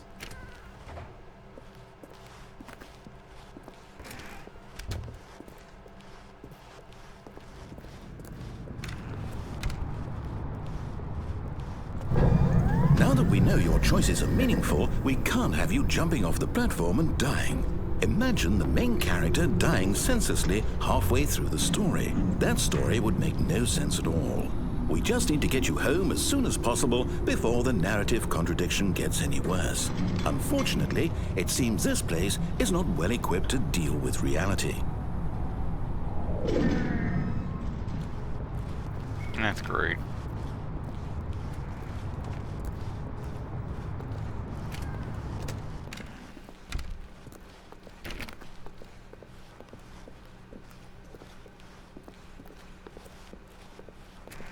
Almost there. You'll take the door on the left, back to the correct ending, the story will have resolution once again, and you'll be home free in the real world. Now remember, all you need to do is be... Okay.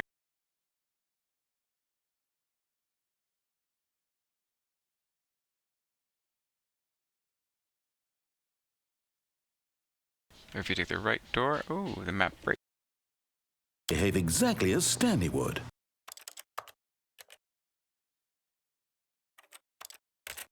That means choosing responsibly and always putting the story first. I'm quite sure you'll be up to the task. Just follow my lead and you'll be fine. All right. When Stanley came to a set of 2 open doors, he entered the door on his left. No! Why did you do that? Quickly, hurry back in the other direction. Perhaps we're not too late.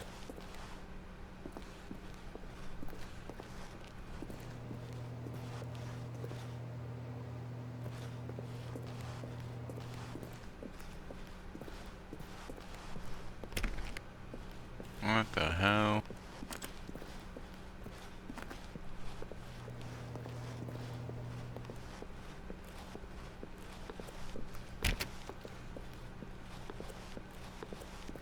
Oh, it's ruined.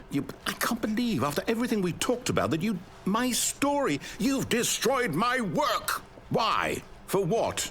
What did you get out of that? What did you think was so special about seeing the game undone, left here like so much garbage? It's worthless now. And what am I supposed to do? Even if there were a way to continue, would it be worth it? To know that my story is now incorrect? How can I go back to that?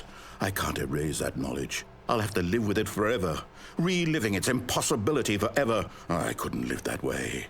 Is it better to shut the game down entirely? To willingly destroy all of my work? I don't know. What's the answer? What do I do? What do I do? What do I... No, I have to. I have to shut the game down. I have to. I have to.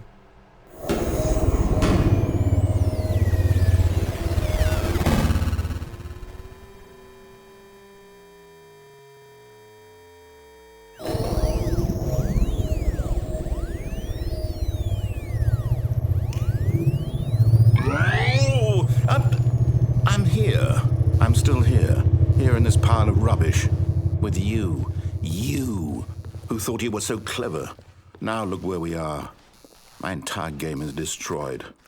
It was the only thing in the world that was mine, and you've run it into the ground. What, did you think that would be funny? You just had to see? Didn't I impress upon you how important it was to be like Stanley? He actually knows how to do what I tell him to. He understands that if I say to do something, there's a damn good reason for it. That thought hadn't even occurred to you, had it?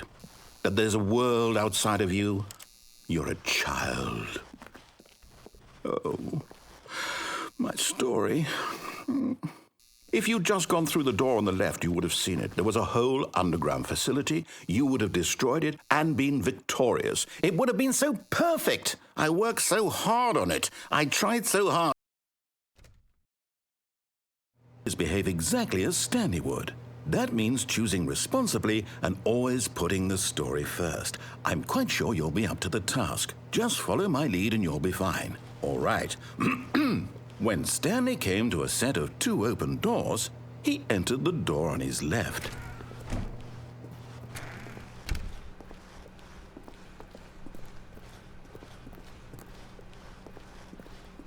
Yet there was not a single person here either.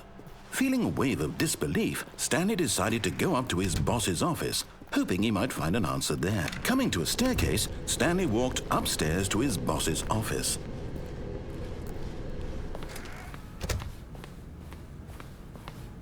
Stepping inside his manager's office, Stanley was once again stunned to discover not an indication of any human life.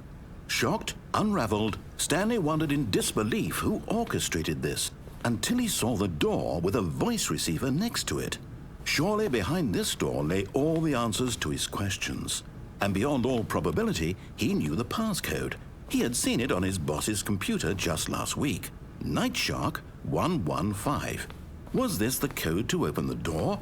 Would it still work? There was only one way to find out. Stanley had been trained never to speak up, but now he would draw from within himself the courage to face the unknown. He drew a sharp breath and then spoke the code.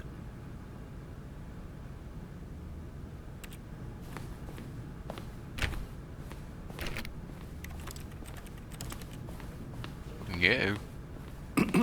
Stanley spoke the code. Night Shark 115. He spoke it into the receiver, right there on the wall.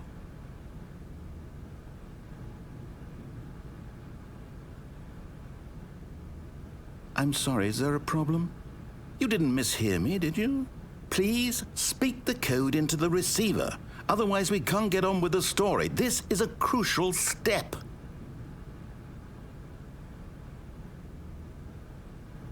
Okay, fine, you're not going to do it, but you know what?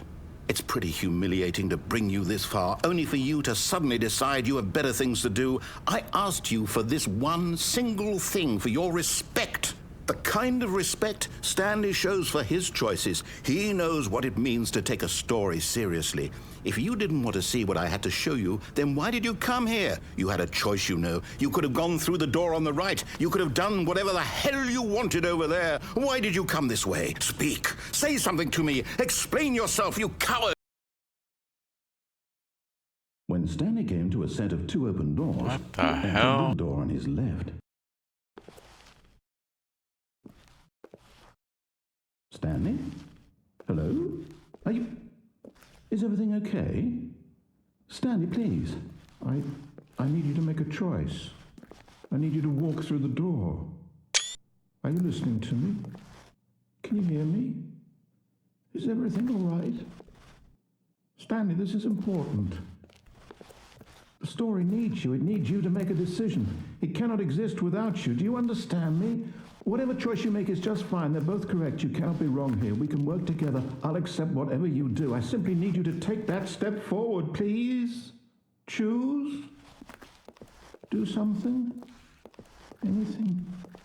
This is more important than you can ever know. I need this. The story needs it. So, you hear me? Are you there? Are you listening to this? Stanley, are you there? Okay. It's okay, I can wait. You need time to decide. Time to make sure your choice is correct. That is the best choice. That's all right. I'll wait for you to decide what's the right thing to do. Take as much time as you need.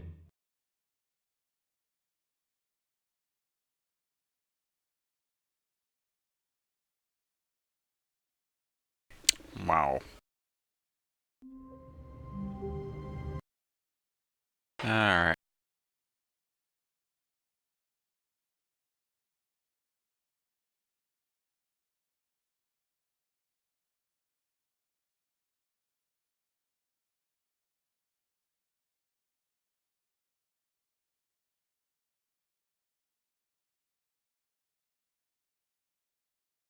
Oh, I did see this ending one already.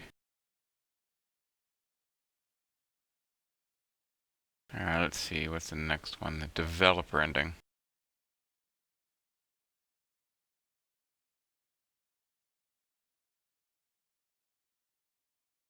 Alright, blue door. I think I did that one.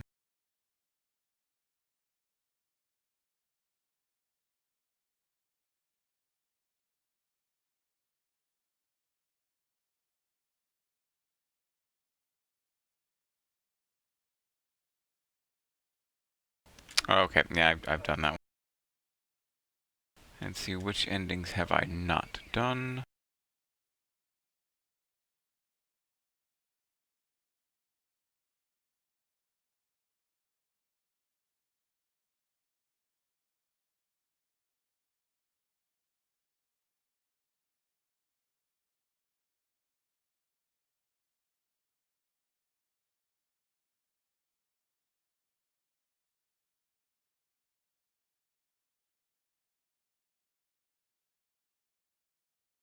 Oh, so you get...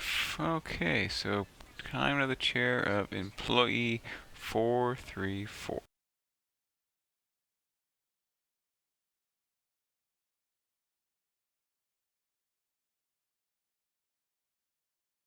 Alright, 434. Just a step through this door, Stanley thought to himself. That's all I need. If I can make it through this door, I can make it through them all. No matter how hard Stanley looked, he couldn't find a trace of his co-workers.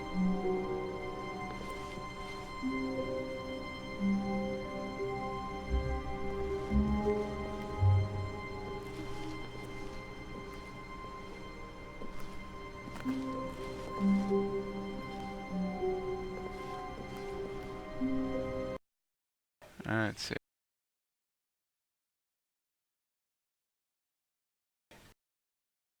Alright, 4-3-3 and up.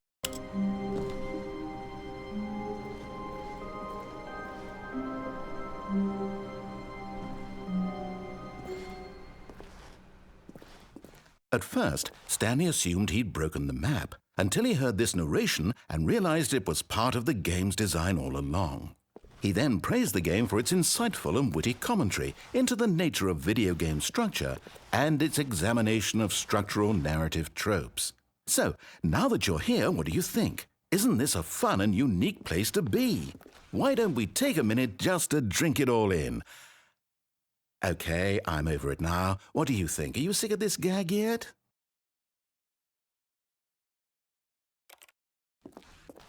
Well, I don't know how to say this politely, but you could literally just hit escape and restart the game any old time you want, like right now.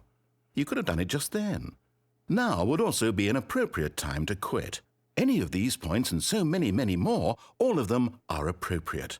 I'm enjoying what seems to be an internal conflict going on where you are literally unable to act on your own desires to restart the game. So, just to push the envelope, I'm going to try and make this as miserable as possible and see how long you can maintain.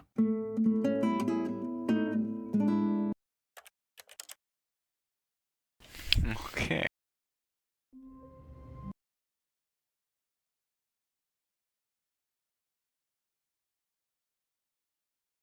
Alright.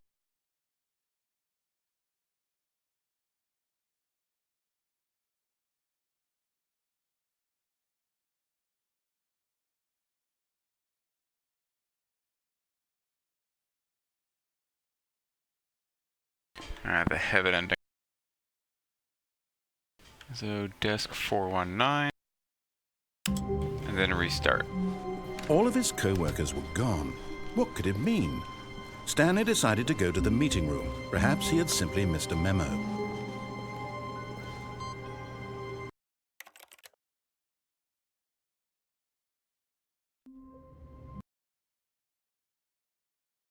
Alright, 423. All of then his restart. co-workers were gone. What could it mean? Stanley decided to go to the meeting room. Perhaps he had simply missed a memo.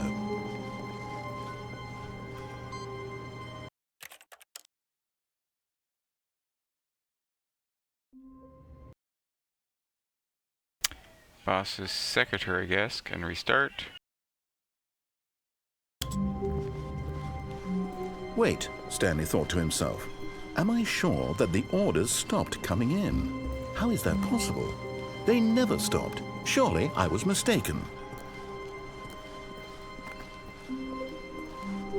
When Stanley came to a set of 2 open doors, he entered the door on his left.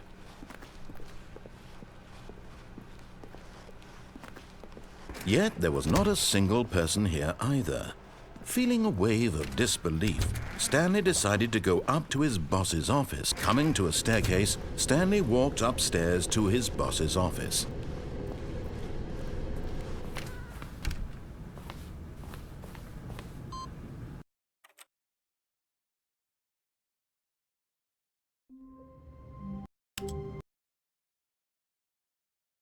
Alright, 434 and restart.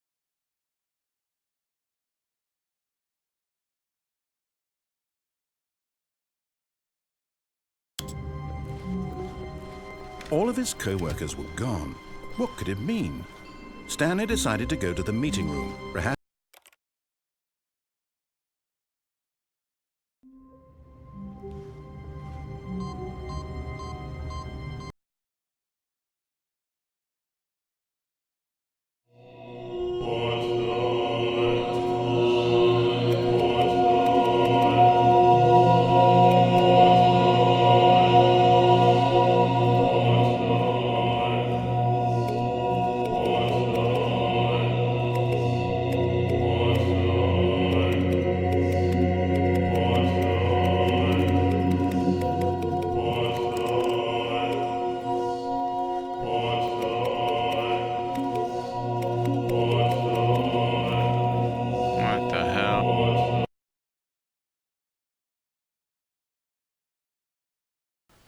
Okay, so it's just buttons to press. Alright.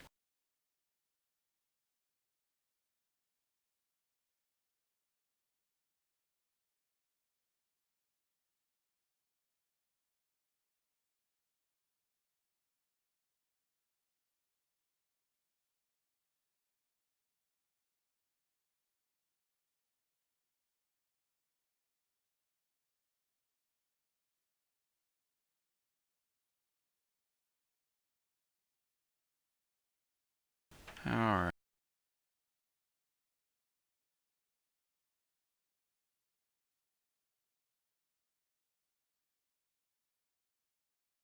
I need the blue office rooms, and then room 426.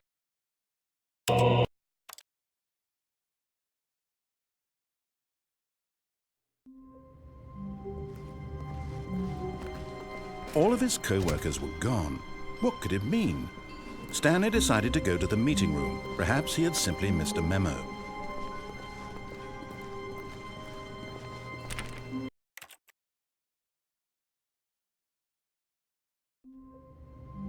Ah, here we go. All of his co-workers were gone. What could it mean? Stanley decided to go to the meeting room. Perhaps he had simply missed a memo.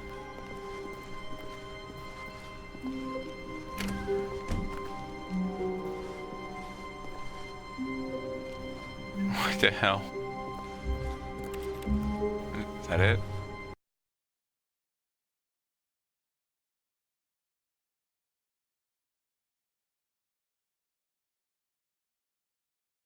Hmm.